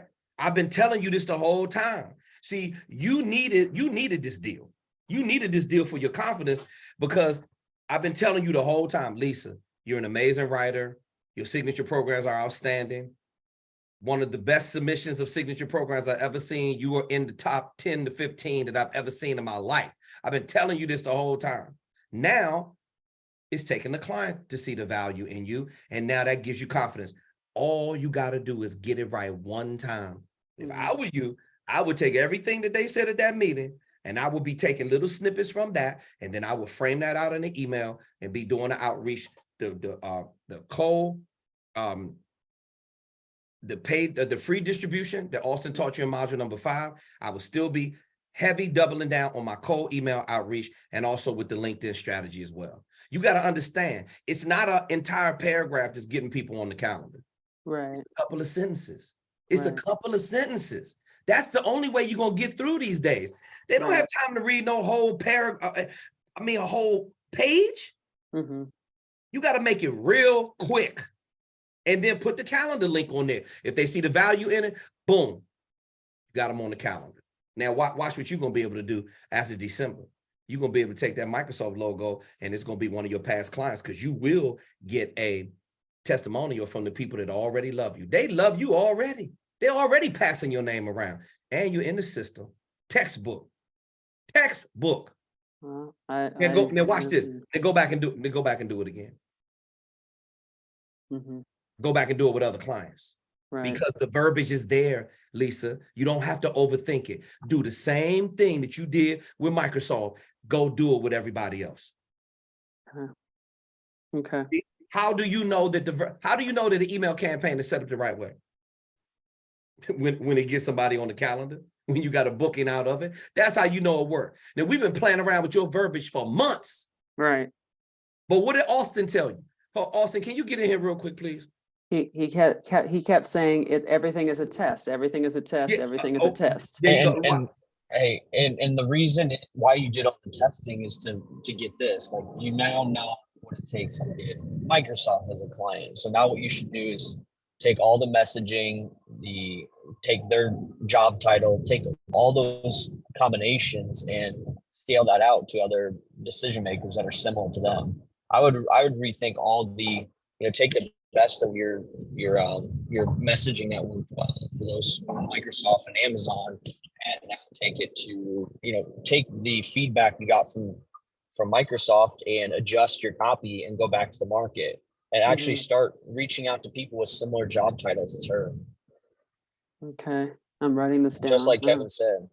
Okay. See, if you listen to it, me and Austin are saying the same thing every week. We just describe it in a different way. And I love it when you need to hear from both perspectives, because remember, Austin taught this to me and changed my mindset. And a lot of you you're in your own way with your own verbiage because you don't have the patience to sit in there and play around with the verbiage. Me and Austin have literally had to do this hundreds of times before we found the sweet spot or the language that gets to people on the calendar. We've had to do it for multiple campaigns that we run, whether or not it's been Facebook, YouTube pre-roll ads, Google AdWords, LinkedIn video strategy, or LinkedIn simple strategy to get them on the calendar with one paragraph. Or one sentence. You have to keep playing around with it. When you find it, how do you know it works? Because it equals into a booking and the verbiage converts into something positive. Now, positive could be a booking with a huge upside like you just got, that's going to turn into money. Most of the times when you find the verbiage, like Austin, go back and grab the best things from that, find the people with the job title that's closest to that, put that search into LinkedIn.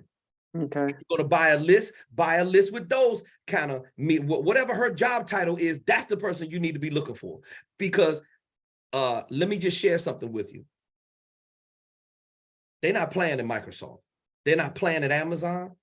They're not playing at Google and all these top companies. They place a premium on training, coaching, and consulting. And anybody just can't get in there. This is the reason why I'm telling you, you got to stay away from that motivational, fluffy dialogue, because these people need something that's going to move the meter. And guess what, Lisa Altman Baldwin? Your signature programs is getting the job done. That's what you need to walk away from this call. Listen, you should be feeling like you're walking on clouds right now, because this is the moment you've been waiting for. Yeah, it's a little nerve-wracking because I kind of feel like, when I watch Shark Tank and they talk to the people after who got a deal, and they say that, or then they look back and they say getting the deal was not the hard part. The hard part was having to, do all the work afterwards. So it's a little nerve-wracking. I'm not downplaying myself, but it is. So I've started working on the presentation on the first session, and I've kind of drafted out some ideas, and I'm looking at it and going back through my conversations with the two of them. So I will be sending that to you, but that's kind of, I'm working on that. Absolutely. And that's exactly what you should be drafting your presentation off of the notes. You took copious notes. Your notes were amazing when you sent it. I can't believe the level of detail, but that's the way you are. See, sometimes your level of over-analyzing gets in the way, but not when it comes to taking notes. God damn. Right. Your level of detail is exactly the process that you should take that client through in order to get that detailed information. Now, what you're going to do, again, that was your needs assessment. Right. You put the work in. You've had lunch with them. You've done some Zoom sessions. You've had multiple telephone calls. You've had the email exchanges. Now what you're going to do is You're going to take what you know, the signature programs that they like, the ones they requested, you know, they're servicing the pain of the unique corporate culture. They were very specific of where they are as a company right now and what's going on with their corporate culture. Is that correct? Right. In that And group, yes. and your signature programs remedy exactly what they're going through. Why have I been telling all of you this for months due to the pandemic? Your verbiage on your website, we're in a different kind of climate. So your signature programs need to speak to the climate that they're going through right now. That's why writing copy is so important. That's why your messaging and your outreach is so important. Excellent job, Lisa. Did you have any other questions or comments before I move on to Samantha? I see you're up next. Ed Womack, new to the platform, and Enrico. And we're probably going to end with those three, unless I'm gonna do the last call for anybody else that has questions. I'd be happy to entertain them. Lisa, did you have another question or comment? I had just one last thing in case she brings it up. Oh, well, two things. What I sent her the day after I talked to her, I sent her an email, said, you know, thank you for the time on the phone call, just to confirm we're talking about, you know, such and such dates. And I said, after we finalize the December date, I will send you a formal performance agreement and needs assessment, because I had told her on the call that I would send her specific things so she could fill out, you know, those little extra details. So that's where that is on that. Okay, cool. All right, yeah, definitely send her over your booking information packet, because whether or not you're getting the engagement or not, you still need to you still need to have something that binds each party to their fiduciary responsibility within the parameters of the agreement. You're saying that you're going to do the engagement for no consideration, and they're also agreeing that you are doing the engagement. Right. Yeah. So we got that on the books. Absolutely. That's going to, and again, that gets you more familiar with sending the follow-up documents and everything. It's just the same flow every single time. You don't want to change anything except for what the client needs. Take your signature programs and fit the need. That's how you serve clients in the professional speaking industry. Go ahead. Okay. And then the last thing is, when she was talking, and like I said, she was kind of all over the place with different ideas. She was talking off the top of her head.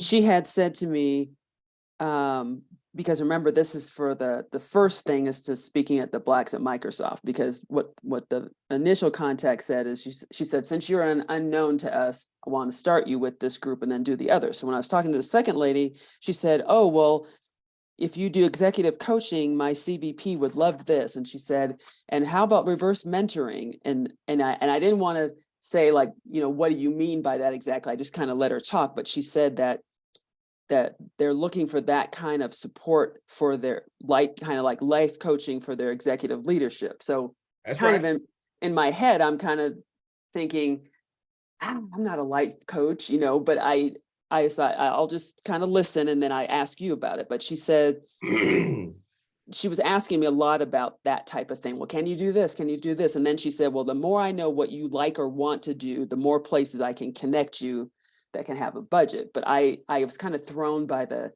reverse mentoring and the life coaching part. So how do I, it's okay. Like, if she brings that up again, like, I don't know what to say or how to address that. Okay. So here's what you're going to say. Okay. Listen to this very carefully.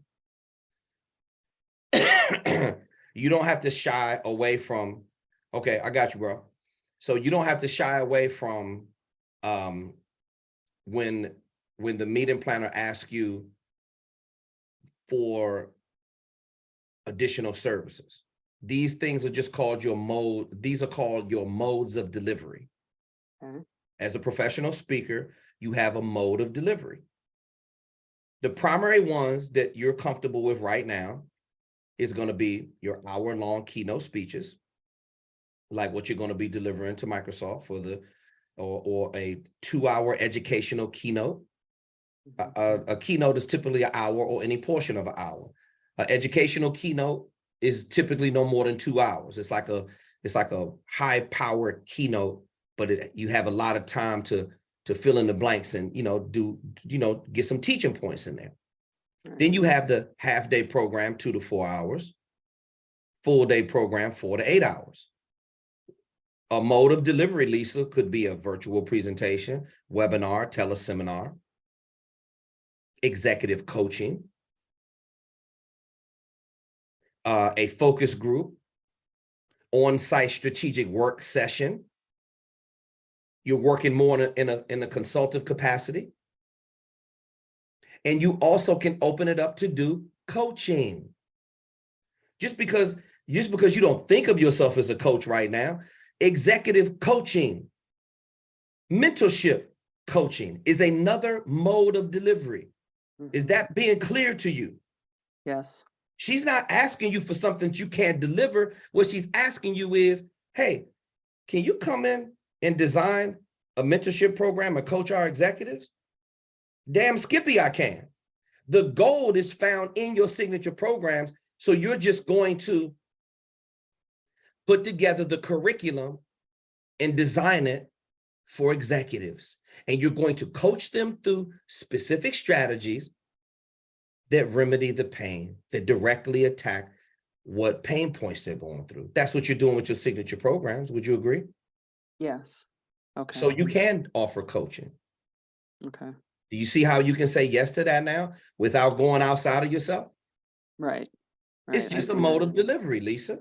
Right.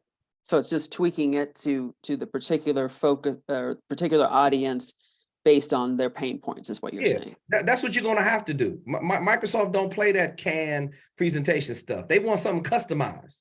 Mm-hmm. So when she asks you for that type of stuff, tell her, yeah, of course I can do that. Yeah, I can customize a mentorship coaching program for your executive leadership. Mm-hmm. Because I did tell her when she was talking, I did tell her that everything is customized for the client. And then lastly, so I'll let you go on to somebody else. When when I was talking to her, she was looking in her computer to see what because in Microsoft, they have certain categories that they put the vendors in. So she was looking to see what one would be the most appropriate. And she thought the one would be partners in learning, because she said, well, I don't want you to be stuck in DEI. But I think partners in learning would be a good category. And then she said, and by the way, are you interested in internationally speaking? Because I'm on a panel that we do something in Australia every once in a while. So, Huh. And I know you said yes to that. It was all I could do to like keep my composure. And I said, well, yes, actually, I do speak internationally. Damn right you do. I sounded calm. It only takes, all you got to do is get it right one time. And see, it's literally so many opportunities that will come from this one. Right. And this should give you the confidence to go back out there and find more clients like her. Remember, focus in on the job title, that the same job title that they have. You should be attracting clients like that. And then focus on the specific verbiage that you use to get that client to say yes in the engagement. Okay. Okay, well, I took notes what you and Austin said, and so I will work on that, and then I will send you, when I have a draft down of this first session, I'll send a support ticket so you guys can tweak it for me. So thank you to both of you. You've been helping me. I mean, it's been over a year.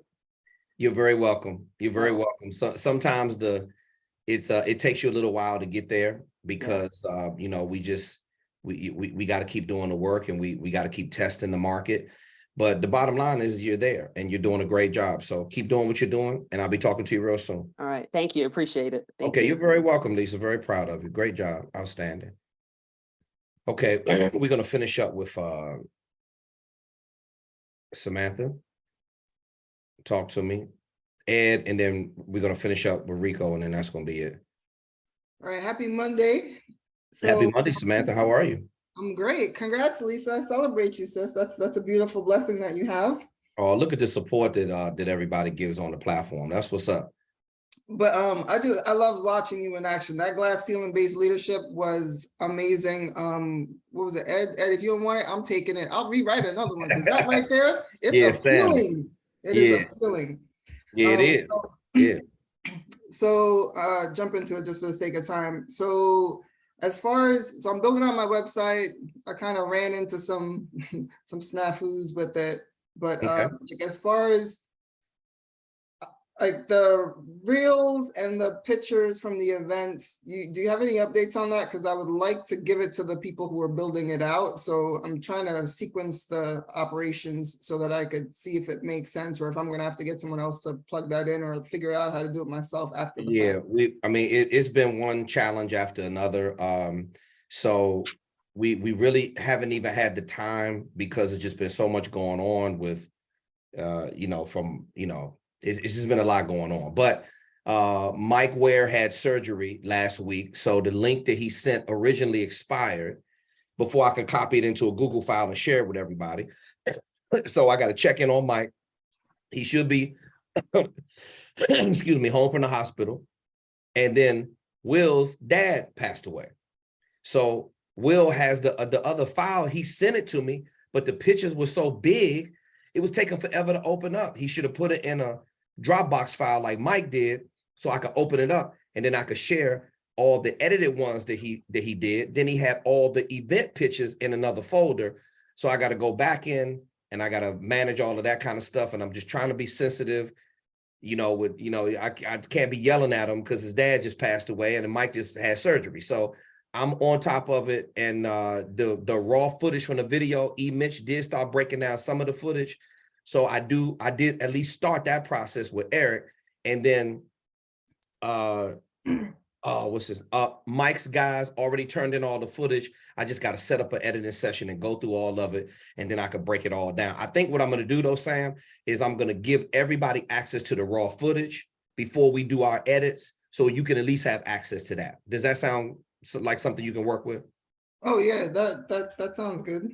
Okay, yeah, I think I'm gonna do that first because it's gonna take longer to go through everybody and get the edited version that we want to be able to give everyone. But yeah, it's coming up, and I definitely appreciate everybody's patience. It's just a lot of moving pieces going on, and everybody's going through their own stuff. But we're gonna get it done for you. Did you have any other questions or comments?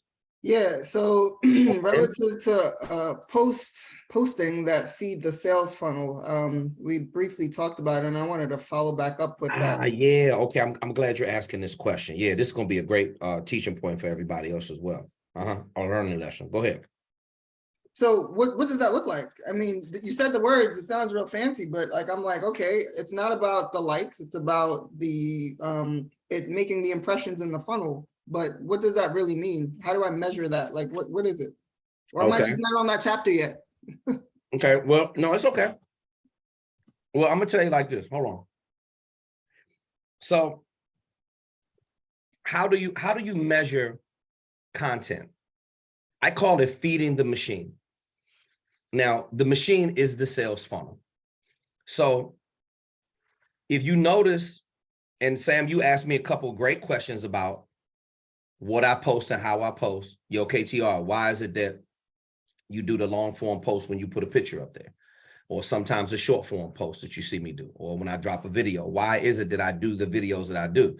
So I stay right in the lane that supports my sales funnel, which is going to be anything that has to do with professional speaking or the speaking industry or leadership or delivering a topic or teaching speakers how to run their business or connecting with a meeting planner and building strategic partnerships with them. And also my brand is super important. See, I double down on brand. I have a very unique way in which I put word sequences together, and my phraseology is just different, right? That's the way I think. When you see one of my posts, I'm not trying to be fancy with it. That's just the way it comes out.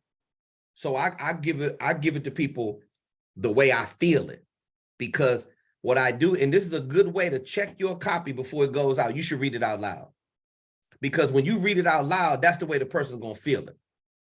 The reason why Tupac was such an effective rapper and he's so revered as a legend is because when Pac did a rhyme, he made you feel it. It was almost like he was singing, kind of like Martin Luther King. You know, he had a melodic feel to his voice, but he was very passionate about it. I believe in infusing passion into my posts. See, and the likes don't matter, Sam, when it comes to, you look at the back end data and the conversion rates. of our sales funnel and the millions of branding impressions, because everybody's not liking it. But do you realize how many people come by and look at the post? How many people investigate and see if I'm the real deal? And then they want to go look at my social media. So the purpose of posting social media, it should be called social proof. Because when a person's making a decision to do business with you, let's just not even make it about me right now, Sam. Let's just call it what it is. When a person's making a decision to do business with your brand, they are literally going to crawl up your ass with a microscope. They are going to find something wrong so you can control the narrative through what you post. Why would I want to share something that's negative? And that's why I don't share anything on my social media. If it has something to do with my showcase, I'll share it. If it has something to do with a, excuse me, student success, then I can tie it into something. But I normally don't do that because I want to control the narrative. I want people focused in on leadership, the speaking business and how you can improve at it, my ideology of my journey as a speaker and what I can teach you every time you go look at one of my posts. So a person who runs a successful sales funnel, you could be, excuse me, you could have a page that supports selling bird products. And when you go to that one page, you don't see nothing on their IG or their Facebook but bird products. If you're smart, you're going to focus on one thing. The more you focus on one thing, the more it raises the visibility of everything that you're doing. See, we're way too focused on the likes. I know people, they got 1 million followers on Instagram. Their sales funnel is not converting because they don't have one. See, the days of you relying on your credibility of you posting content and you think people going to purchase from you just because you're posting content, unless you are a celebrity or influencer, like a Kevin Hart or Kim Kardashian, and you make one post, they're paying them to make that post. Mm-hmm. And they have a lot of likes. Their likes are so big that the numbers make a difference. But it's engagement. See, but a lot of times they're not running the sales funnel. Somebody's paying them. Hey, look, we want Kim to wear our new handbag on the red carpet. Kim, we're going to pay you $1 million to wear our new Birkin bag and walk the red carpet. That's a different kind of thing. I'm talking about people who run sales funnels like me and Austin.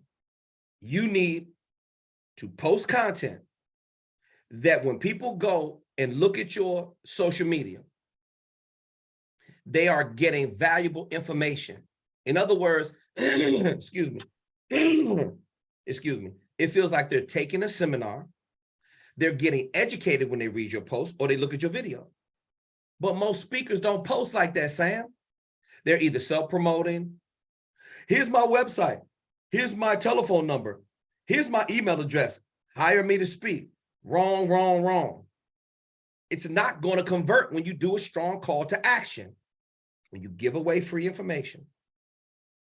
And when people go there and they click on Samantha T. Mitchell, it needs to be an educational experience when they click on your social media. If you're not posting like that, you're doing it wrong. And you're going to see it in how your sales funnel is converting, because all they want to know is they want to get consistency from you. Social media should be called social proof. Watch this. Sam, do I believe that you do what you do when I go to your social media? If I want to find out about anybody, all I got to do is pull up their social media. I can find out everything about you because people literally give you exactly what it is that they're posting. Some stuff I go to people's, I don't like what I see. If I'm a meeting planner, I'm like, I wouldn't hire that person to speak. And Sam, obviously, I'm not talking about you because you have a great brand and you're always active. You're always training, developing, growing. I clearly see that you're in the aviation industry. I clearly see that you care about fitness. I clearly see your topics coming through your posts. All I would do if I were you is just integrate more stuff in there. Hey, this is Samantha T. Mitchell and Meeting Planners. I have something that I learned, a very valuable lesson I learned by being a minority in the aviation industry. And that thing is, and then share your thought. See? And now, excuse me, that's going to make a connection with either women or either women who want to get into aviation. Like Sam, you have the luxury where you can go into multiple categories without losing yourself. You can talk about fitness. You can talk about aviation. You can talk about leadership. You can talk about training and growing and developing. You can't talk about mentorship because you are a product of mentorship. You constantly keep yourself in training. You're constantly growing. That's your brand. Excuse me. So you can get away with doing a lot and still be focused. As long as it's under the umbrella of aviation and leadership, I would say just keep doing what you're doing, but start posting videos that make more of a connection with the meeting planner. And you can literally call them out. Hey, key decision makers, I build these strategic partnerships with meeting planners. See, I put that in the verbiage. I'm here to serve meeting planners at the highest level possible. That's what I said in my post today. I talked about me having my eye on the prize and me being extremely focused. I talked about a feeling of terror and exhilaration all at the same time. I talked about how, you know, you should, if you're feeling too comfortable, then you need to shake some shit up in your life. And then I just tied it into a point at the meeting planner boom class in session. See, all of that lets you know how I'm feeling about whatever I'm feeling. And then I'm getting back to me delivering service to the person who I care the most about, the person who controls the budget. Now you clearly can see what I'm all about. The great Maya Angelou said, when people show you who they are, you need to believe them. I'm telling you right now, Sam, I probably look at, no exaggeration, I talk to 25 to 35 speakers every day, but I analyze at least maybe 50 to 100. I'm talking websites, social media accounts. I'm constantly looking all the time. Some of these speakers should be ashamed of themselves, ashamed. Great Maya Angelou said, when people show you who they are, you need to believe them. Well, if I'm a meeting planner and I see some of the shit that I see, there's no way that I will hire some of these speakers just based upon their social media. See, you people on social media, Sam, socializing. It ain't shit about social media that's social. Not if you're a business. I am not on social media to socialize, Sam. I'm on there to show you social proof. I'm on there to show you I'm number one, not tell you. I'm on there to show you that I deliver service at a high level, not tell you. I'm in there to demonstrate the value in my professional services. That's what my website is for. That's what all the social proof is for. That's why, because Sam, they're going to do a Google search on you. It ain't no doubt about it. That's like hooking you up to the lie detector test. That's like doing a background check on you. And some companies got software like I do, where you can pull up an official background check because you got to know who you're dealing with sometimes. Now, y'all can take this as a joke if you want to, but I take it serious. I am not on social media to socialize. I am on there to illustration beats conversation. Sam, I'm on there to illustrate to you what my capabilities are with my professional coaching services and my professional speaking deliverables and my high fee consultancy. I'm not on here to play games. And that's why you see me manage my social media the way I do. I don't put nothing up there about my family. And I love my family. And they're close to me, they're everything to me. But I don't put nothing up about my family, not nothing, not one picture, nothing. Because I don't want you to see that part. That's all I got left. And I'm a private man behind closed doors. But I will show you me. I will show you me getting on the flight. I'll drop some videos because I'm feeding the machine. Samantha, am I making sense to you what I'm saying? You are. Is it hitting different? Oh, it's hitting. It's hitting. I love the social proof and not the socializing on social media. Yes, because that's, Sam, everybody does that. How is it that you're supposed to create some separation away from every other woman speaker on planet Earth and some market differentiation? And mind you, before you even came into the coaching program, you did that. You did it. I'm telling you that we get caught up in the likes, and that's where people are going wrong. Me and Austin know people, they got 1 million followers, bro. Blue check verified. You can't make money like, see, about 5 years ago, you could do that with the organic outreach. You could maybe throw up your product, but now they want you paying for that attention. It's a different kind of game. You gotta, when you're running a structured sales funnel and you're running traffic to that sales funnel, you should be feeding that sales funnel with the proper kind of content. I have people say, man, KTR, man, I don't want to do business with you. You don't even have a lot of followers. I got maybe 9,000 followers on my IG. I got like maybe 90 something thousand followers on my public figure page on Facebook. I don't give a damn about no followers. I got followers where it matters, in the bank. See, ask them that question, Samantha. Does your sales funnel convert into revenue? Some people, now you can do things to get your following up. I got all that stuff coming. I'm getting ready to get blue check verified, Wikipedia page, all of that stuff. But why is the blue check verified at this point though, for you, if it's not like a thing? Well, I tell you this, because for some people, it does matter. It ain't nothing but a little cosmetic thing, Sam. For some people, that be, oh shit, he blue check verified. You know how many celebrity speakers we got on our platform, blue check verified, still struggling. Still got to put in the work. Right. It's a process to get the blue check. It's not for everybody. It's not just about you being a celebrity. It's about you doing something that is relevant.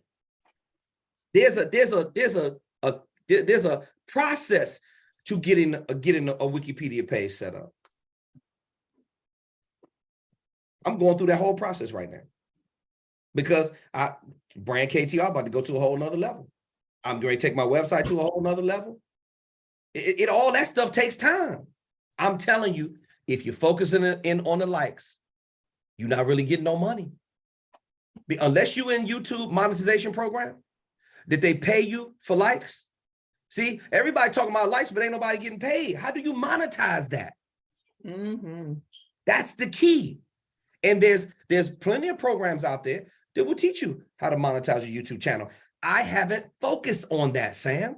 I've been focused on my platform, serving people at the highest level possible, getting people results. That's what matters.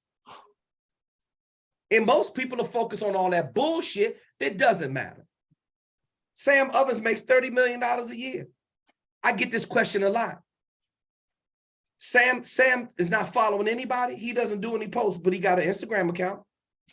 Same thing with Auston. Auston follows like 4 people, I think. He got an Instagram account. He ain't posting nothing. He don't need to post nothing. I'm the face of this franchise. Auston does all the work behind the scenes, but we still run a multi-million-dollar sales funnel. See, don't let likes fool you. Because me and Auston in the $50,000 mastermind. I know cats in our mastermind. They don't give a damn about social media. They make it 30, 40, 50, $100 million, a couple billionaires in our mastermind. See, if you listen to the shit that I'm listening to, I'm just going to keep it 100, especially when it comes to Black people focus on all the wrong shit in our community, Sam.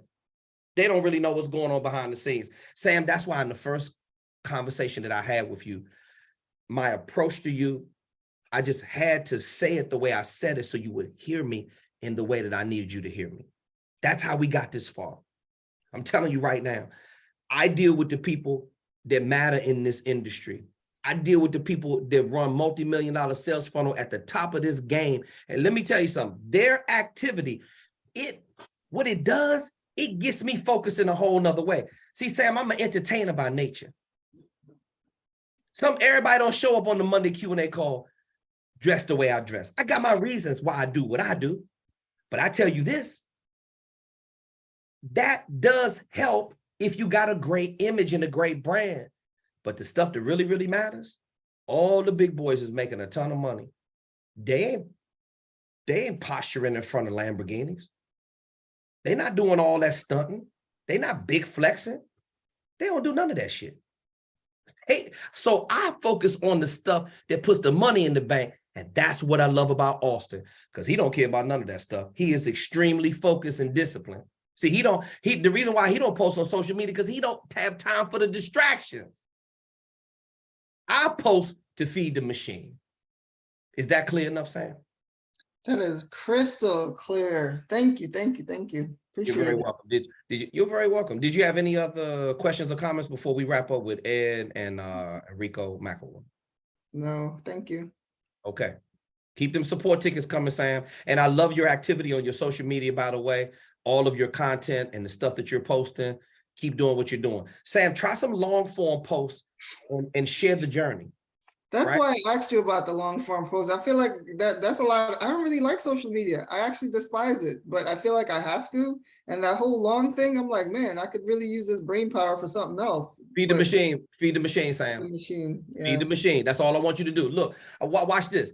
See, the reason why I do the long form post is because people read that multiple times. There's some woman out there who wants to get into aviation, and then she might miss it in the video. She might not catch it when you do just a little phrase like, you know, hey, I'm here for it, or something positive. She may not catch it in that. But when you give her something to read, this is why I love LinkedIn articles. Sam, you should really double down on your LinkedIn strategy. Do the long form post, take a picture and go to start an article, and then LinkedIn will let you break it up into quotes and separate paragraphs and stuff. You can put multiple pictures and then write an article on LinkedIn. And then you I can didn't even know I could do that. That's all right. That's a gem from tonight. Okay, Yeah. I hope I'm not the only one that learned something new. Yes, LinkedIn article. Okay, You assignment do taken. LinkedIn articles, because what LinkedIn does is it does have a character restriction if you do a post, but if you do an article, you can write as many words as you want. That's See? juicy. I'm glad we didn't stop when we were supposed to stop, because I needed to hear that. See, Instagram has a character restriction. Obviously, Twitter has 143 character restriction. I don't use Twitter. I've disabled my account, but since Elon Musk bought it, I maybe think about opening back up my account, because it's a different kind of vibe that they got going over there right now since Elon took over. But if you look at the way Twitter character limitation is 280. I thought it was 143. They must have upped it. Okay, all right, no problem. They must have upped it. It used to be 143. But anyway, LinkedIn, when you do an article, they doubled it a few years ago. Okay, thank you. See, I haven't been on Twitter, so I've been a little out of pocket. So definitely, because when you do a long form post, and the reason why I do it, Sam, is because I get this feedback all the time. Students say, oh man, KTR, man, I was really all over. Look, one of our new students said, KTR, I'm not ready to come on board yet. I'm sorry, I'm not ready to start my onboarding process yet, but I've been stalking you on LinkedIn. I've been reading all your LinkedIn posts. I've been reading your social media. See, they read that stuff. They open it up and they read it, because my perspective is so strong and so raw. That shit hits so hard. They're like, damn, what is it that they're looking for? Authenticity. Sam, what is it that resonated with you the most? When I first met you, I zero right in on your signature programs, just like I did with Stanley early on in the Q&A. They need that from you. And if the market doesn't really have it, and they don't, in your market the same exact way, it's so easy to be number one, Samantha. All you have to do is just share the journey in that long form post, and watch what starts to happen. Watch what happened to your inbox. Watch what happened to your comment section when you just unadulterated truth and you're not afraid to share. People need to understand that you're not just beautiful. You're not just a brand. You're human. And you need to share some horrific shit with them to let them know how you got in that power position that you in, because that shit wasn't easy. And when you start sharing from that perspective and feeding the machine, watch what starts to happen. You got it? I don't have to cry, right? I'm not crying. I'm not filling up my eyes with tears and all that kind of stuff. I'm good with telling them the truth, but I'm not crying, KTR. It's okay. It's okay. Guess what? We was crying at the showcase together. Matter of fact, Samantha, I saw one of the best pictures of you at the showcase. I know that was the picture when you was looking at me and Eric when we broke down in tears, because you was about to lose it. You didn't have nothing pouring down, but your eyes was, man, I'm telling you. See, Sam, that's why I share from a real place, because it's so much bullshit in the marketplace. If you just give people the real, they're begging for it. They're dying for it. They gravitate towards it, and they need it. All right? Facts. Thanks. All right. Hey, tell my man D I said what's up. Will do. All right, peace. Okay. We're building relationships at speakerfocus.com. Edward Womack. Edward, you there? Mic check, mic check. And hey, Yeah. What's up, wow, King? How you feeling? King Edward. with both hands, damn it. This is fire. And I am so excited to join the Speaker Focus family. I posted my question in the chat, and because I went through and started immersing myself in the classroom today. Yes, sir. And the headline, I know it said 5 words. I need 6. Is that all right? Okay. Leadership. Well, it all depends. It all depends on your brand, Edward. You know, if you feel like you need a tag on word when you're writing headlines and you're writing copy, and Madison Avenue has laid a serious path of what to do and what not to do. Some of the biggest ad campaigns in the world have been very, very simplistic.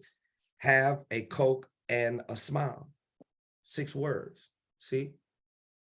You know, it's real simple. So you can throw an extra word in there as long as it sounds fire, as long as it's flowing. So leadership techniques that create game changers is Okay. my first stab at a headline. And the reason it's game changers is because I'm a hooper by nature. My rebound methodology is going to be embedded into my signature programs, regardless, because that is my coveted transformational tool for prospects. And I think the other question that I have, now that you've clarified that, because I've been previously serving in a different space, but I really am attracted to the corporate and association space. So my question is, how do I, because my target audience right now was returning citizens. And I just refined it because I'm serving returning. Excuse me, Edward, I'm sorry. I was serving returning citizen recovering addicts because I am both. But now as we transition into the corporate and association space, the pandemic has created trauma and the need to rebound for all their asses. So that's the premise behind that. And so my question is, how do you make the transition from one space, nonprofit, rehab facilities, to corporate and associations? Okay, great question. All right, that comes up a lot. Now, Edward, what we don't want to do is you're also skilled in the IT field, is that correct? Yes, sir. Okay. All right. So what we don't want to do is we don't want to commingle niches and topics, because you can keep everything separate. So remember this. Remember that leadership is the #1 bookable and most requested topic at conferences, corporate meetings, and events worldwide. #1. So they're hiring you, remember, as a leadership speaker first. Then we're going to pick these niches and sub niches. Now, your niche may be IT. Your niche may be 501c3 nonprofit. Your niche may be the corporate and association market. Now, Edward, remember, you have 6 different target markets. And I know you're new to the program, but we talk about this in module 2, which taking your messaging and making sure that you're a great fit for the right target market. So you have the youth market speaking to kids. These are the primary areas in which a speaker can earn revenue. Then you have all these subgenres, sub-niches. You have the youth market speaking to kids, faith-based market speaking to churches, government contracting market, the college and university market. There's about 4,000 plus colleges throughout the United States and US Virgin Islands. We're not talking about the ones overseas. So there's a lot going on in that market. And then you have the corporate and association market. Now, the association market is like an a la carte market to all the rest of the other markets, because there is literally an association for bird watchers, an association for people that live in Australia, an association for one of my favorite is Blacks in Aviation. That's an association. I did their national conference in Detroit one time. I mean, you got an association for everything, bro. So that's why it's important to narrow down on the niche, so you can make it easy for yourself by saying, you know, obviously leadership techniques that create game changers. That's cool. Now, so if your thing is changing the game and you're using the basketball analogy because you were a hooper, that's fine. That matches your ideology and your approach to leadership. Now what you want to do, Edward, is you want to come up with 4 signature programs that take a deeper dive into other things. You can do, watch this. Let me ask you this, because the nonprofit in the 501c3 community is about executiveship. Typically, you have executives that are running the nonprofit, and then you got staffers and things of that nature. The entity, as far as the tax structure, is different, but the way they run the company is just like a corporation and an association. So let me ask you this: what is the value that you bring to the nonprofit community? What is that value that you've always brought? Let's answer that question. Transformation. Okay, so you want to do transformational based leadership. I heard that in our initial discovery call. When we did our Zoom session for your onboarding, I remember you talking about transformation. So you probably need to do something when it comes to transformation, transformational based leadership. Nothing wrong with that. And there's nothing wrong with speakers have what they call gridlock in hip hop. Like you may have a hip hop artist that, like back in the 90s, I remember Cool Rob G and Snap used the same beat. It was called I Got the Power. It was the same exact beat, but they had 2 different versions of I Got the Power. That happens all the time in speaking. There's nothing wrong with a speaker talking about transformation. I know one of my speaker friends in Chicago, he calls himself the transition man. He talks about change in the workplace. There's a ton of speakers that talk about change. There's everybody and your mama want to get in on that DEI money right now because these companies have to check off the box to deal with LGBTQ plus issues and all issues with minorities. I mean, if you're a minority right now and you got your shit together, because they're just not going to give it to you because you're a minority. They're going to give it to you because you're prepared, like Lisa Alman Baldwin, because these companies have their neck on the line.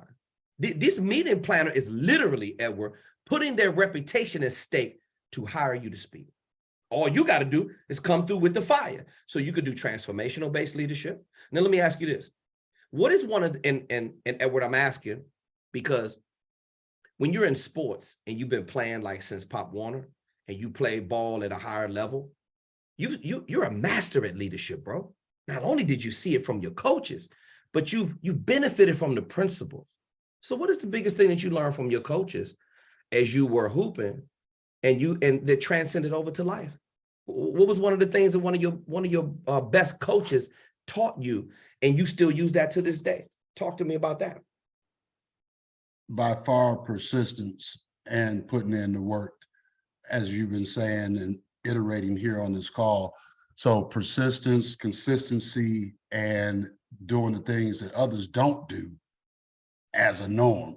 So for instance, if you've been constantly doing the status quo, well, the first pillar in my methodology is the R, which is to reinvent yourself.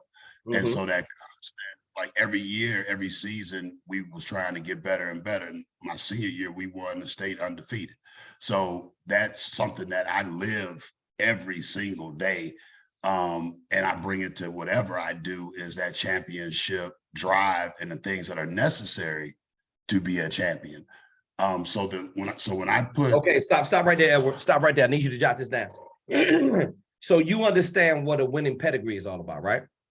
That is correct. Okay, so a possible disruptive topic that you want to present for your leadership program is called pedigree-based leadership.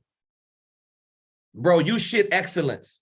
That's one thing I love about your confidence. From the beginning that I talk to you, you are confident in who you are. You understand championship winning mindset. That's called pedigree-based leadership. All right, that could be one of your signature programs. See, I'm looking for something that's disruptive that matches your brand. See, and what's your RISE acronym, by the way? Did you say resiliency? No, the RISE is represent in style and excellence. Okay, so you might want to, okay, so transformational based leadership, pedigree based leadership. You talked about being unique. Oh, you talk about reinventing yourself. Yes. You could do reinvention-based leadership. See, what you want to do is teach people what it looks like to be different and unique. I call that, that's the differentiator. You could call it differentiation-based leadership. You see how disruptive that feels? You see how that sounds? If I'm a meeting planner and I see differentiation-based leadership, wait a minute, Edward, what are you talking about?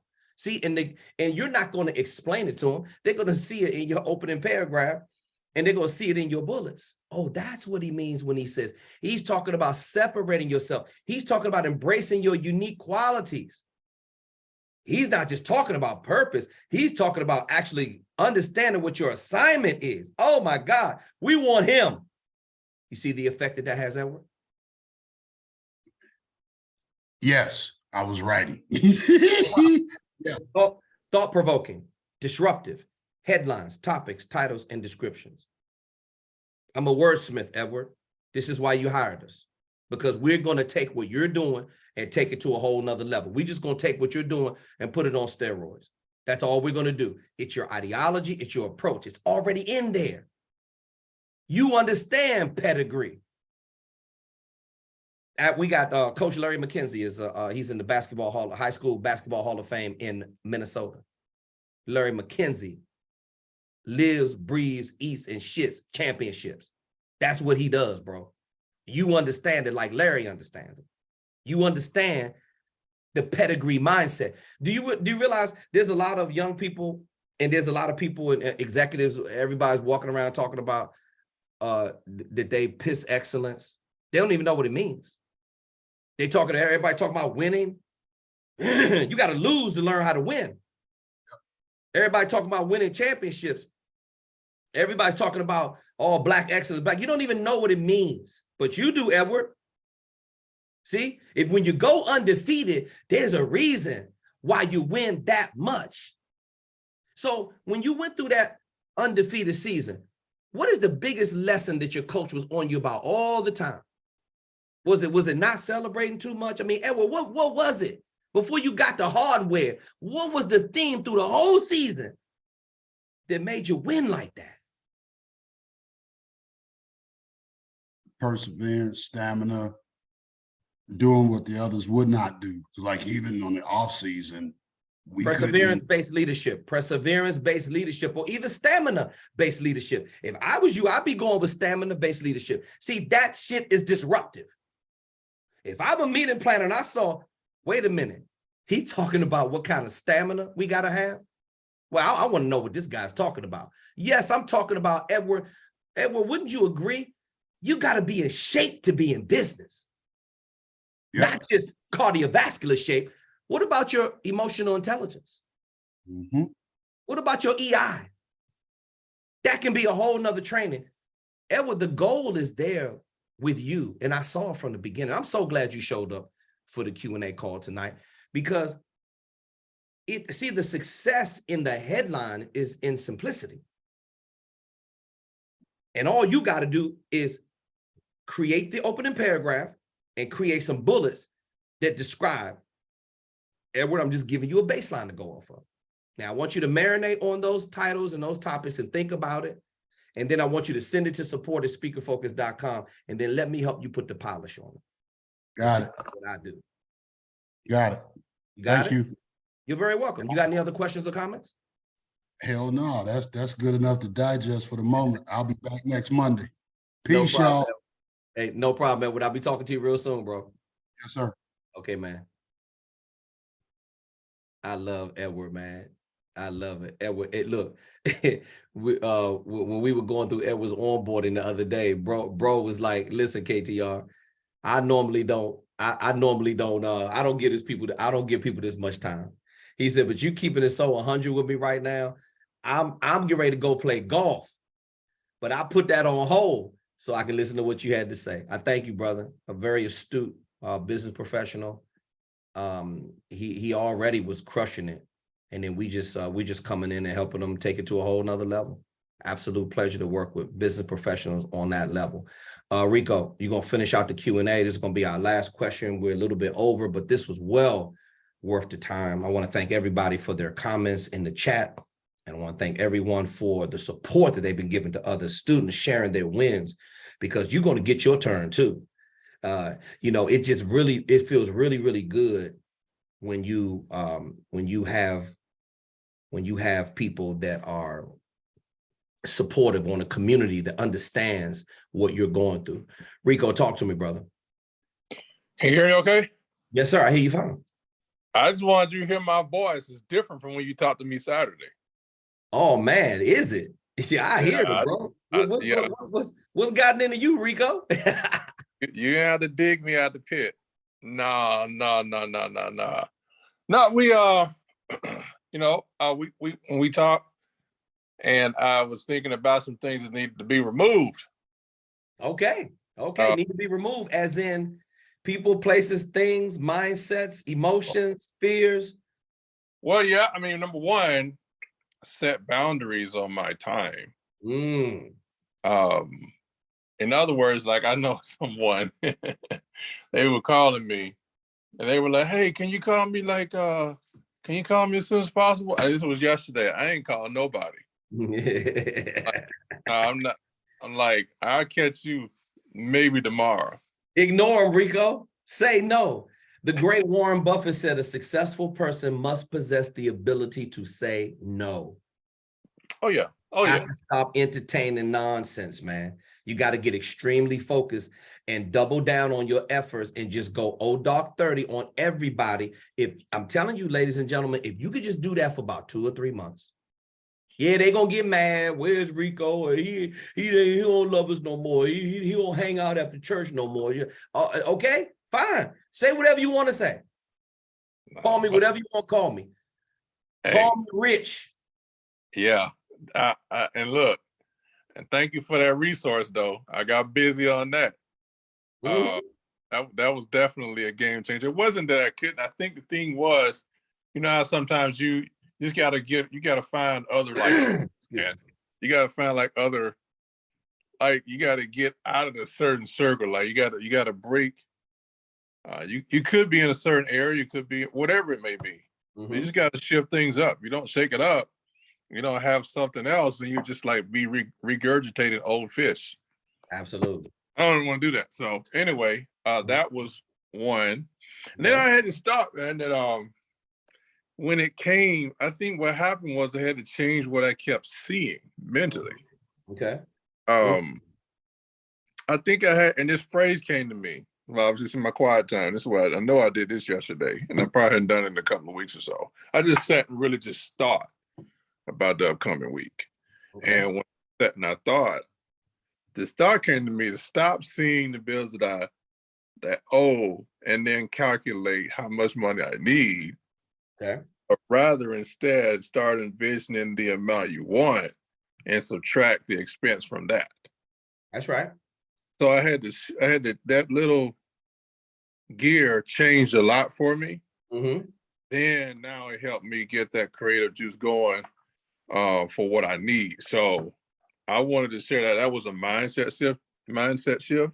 Yes, sir. Paradigm shifting. That's what it's all about. Absolutely. From our conversation, into the higher vibrational frequency where money resides. You got to be where the money resides. It's at a higher vibrational frequency.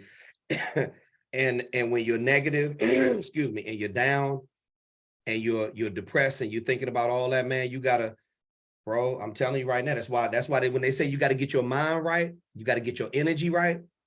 That's why I don't go to sleep with the TV on. That's why I go to sleep with a sleep meditation music. It's operating at a vibrational frequency that is keeping my energy in alignment, and I feel so refreshed when I wake up. Yes, sir. And so with that being said, even with going through the list today, through the script, you already have that down from what you've given us on the platform. Okay. It made it much better and more effective. And I was able to kind of tweak it a little bit, especially for the companies I was calling, not only just to like speak to them, right, at the keynote, but really almost like phrasing it like leadership development. Who do you have? Who's the point of contact? Yep. That you have in your system who I can speak with concerning leadership development. That opened up some doors. And so I'm just letting you know the activity and my energy is much better. I just had to definitely cut off the negative energy, even the things that I didn't think was negative, but was still draining. Yep. Let that go. And then I'll also say this here. I think, who was it just now that was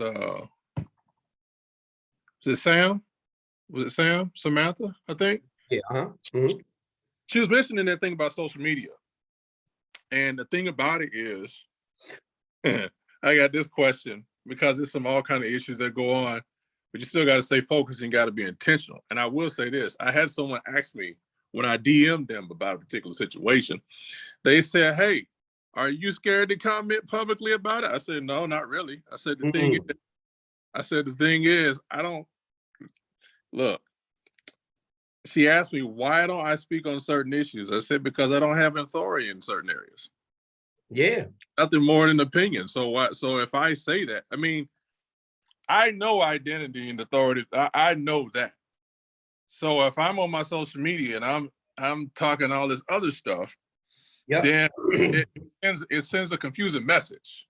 Like it's a mixed up message. So I wanted to share that with you just for a moment. It wasn't really questions, but it was really comments, wanted you to hear my voice. Yeah. No. I'm glad that you are sharing and your energy's better. Mm-hmm. I'm also glad you brought that point up. The reason why I don't share anything on my wall, because it is premium real estate space. The reason why when people are, now I see it every day. I see the stuff trending. I go through my news feed. I keep up with pop culture. I got celebrity clients. I'm in that space. I'm building a celebrity brand. I have a celebrity brand. So I pay attention, but I'm telling you right now, when stuff pops up with, well, what do you think about Kanye? I don't post stuff like that on my wall. I don't have to entertain it. How is me talking about Kanye and starting a dialogue on my Facebook wall or my Instagram? How is that helping educate the people that come to my page that want to learn about professional speaking? I don't give a damn what Kanye's talking about. I have no opinion. I have no horse in the race. I keep it to myself. Right. The problem that people have, Rico, everybody wants to comment on everything. And if you're commenting on everything, you're not a specialist about one thing. Now, it's some political people that's what they do. They get paid to keep shit going in the political arena. So let them post on that on their wall. They got banter and dialogue going in their news feed. I don't touch that stuff. I don't touch politics. I don't touch religion. I keep my opinions to myself. But I tell you what I will touch. You want to learn how to be good at being a professional speaker? You can learn everything. You can go through post after post after post because I give away more free information than anybody in my space. Yeah. Want to look at one of my videos to talk about a marketing vehicle? Fine. I'm taking you to school when you look. See, that's the problem with people, Rico. And that's why they ain't getting no paper. Oh. Because they're too busy commenting on everything. Bro, I don't even, listen, I'll look at the news feed on Instagram and I'll open it up and see what everybody else is talking about. But if I go in there and post a comment, now I got to deal with 50 clowns who disagree with me because I posted something, whether or not I agree or disagree with the post. See, that's a waste of my time. My time is spent talking on the phone to clients. See, I don't want to hear nothing. How many clients you talking to every day? See, that's how I keep score, Rico. Yes. How many people are you serving at the highest level possible every day to help them understand how to live their lives better? Yeah. That's all that matters. Yeah. All that other stuff is entertainment, bro. And when I want to be entertained, I scroll through the news feed for about 5 or 10 minutes, 15 minutes sometime if I really want to get some laughs, and then I leave it alone. See, I don't even really look through my Facebook news feed anymore at all. If I want to find out what's going on, I go to Instagram because I can find out everything. I can find out who done got fired from sports, who won the championship, how many games somebody's up in the World Series.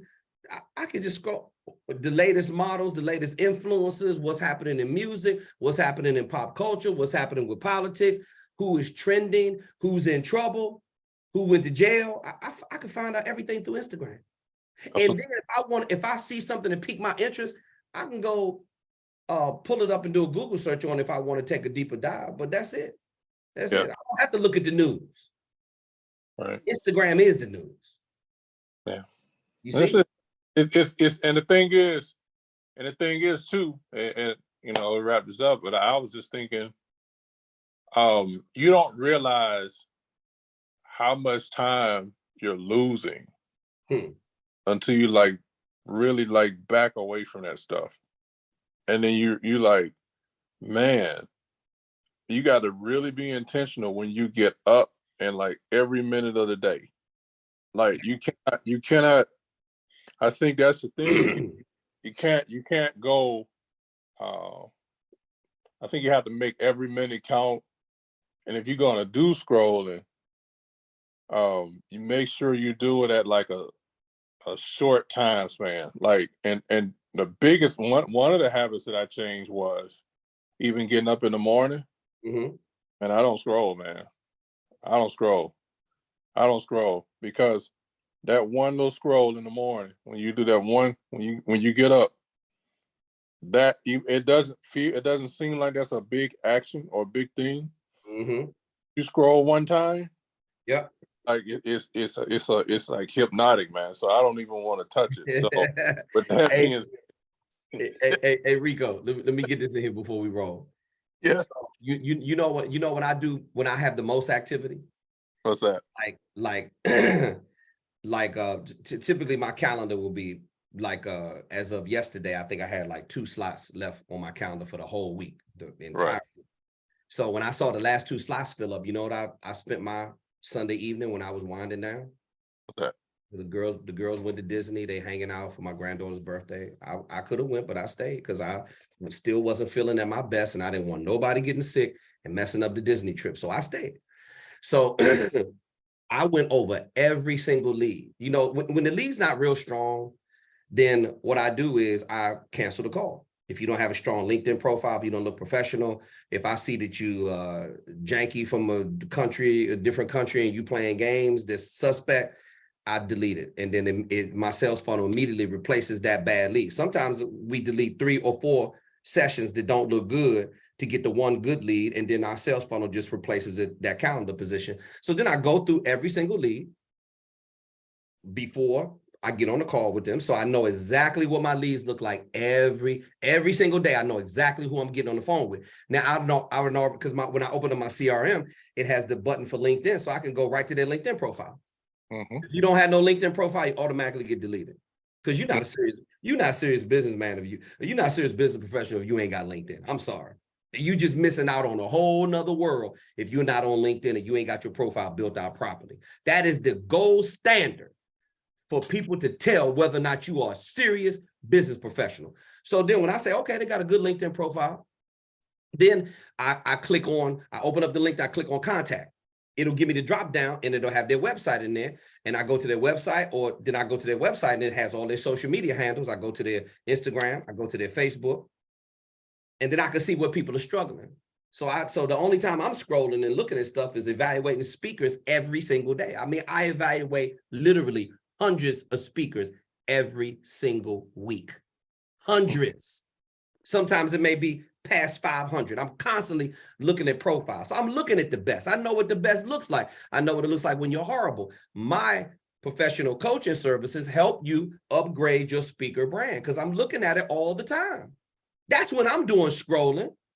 I'm looking at business, not a bunch of bullshit because it's a negative algorithm. Like when you keep clicking on the negative stuff, they're going to keep putting that in your timeline, in your face. I don't have to Absolutely. That's a waste. Yeah, because and once again, it's like a little distraction. You press one little button and you think it's harmless, but man, it takes you down a rabbit hole. And then you like the thing you should have been doing with the energy that you had. Now you wasted a half an hour.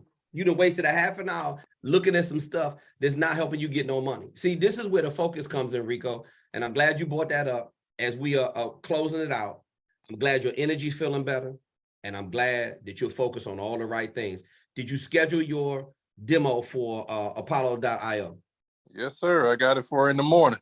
Cool. All right, no problem. So give me some feedback and tell me, you know, when you after your demo, tell me what you feel about it, and get in there and keep your head in the space that it's in right now, Rico, because you got your whole business. Now you got to get good at outreach. Okay.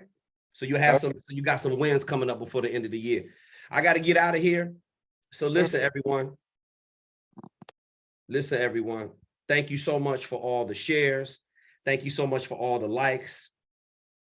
Thank you for the support tickets. Thank you for the support that you've given me and Austin while we were sick last week. Austin's doing fine, by the way. I know some of you put that in the chat box. Ladies and gentlemen, keep taking time to build your speaker brand. The money is there like never before. There's a river of it flowing. Continue to do what you have to do when it comes to your outreach campaigns. You've got to become skilled at lead generation. You have to spend more time in module 5. Please, whatever you do, just keep your head down, block out all the negative distractions, and keep doing what you got to do to grow your speaker brand. I am prepping for Focus Tour 2023. I'm reconnecting with clients, and I'm coming to a city near you, and we're going international, baby, like always. Ladies and gentlemen, I'm Kevin T. Robertson, CEO of SpeakerFocus.com. It's been an absolute pleasure to be here with you this particular Monday and talk about all the things to grow your speaker brand. Keep your head down and stay focused and do the work. I'll see you soon.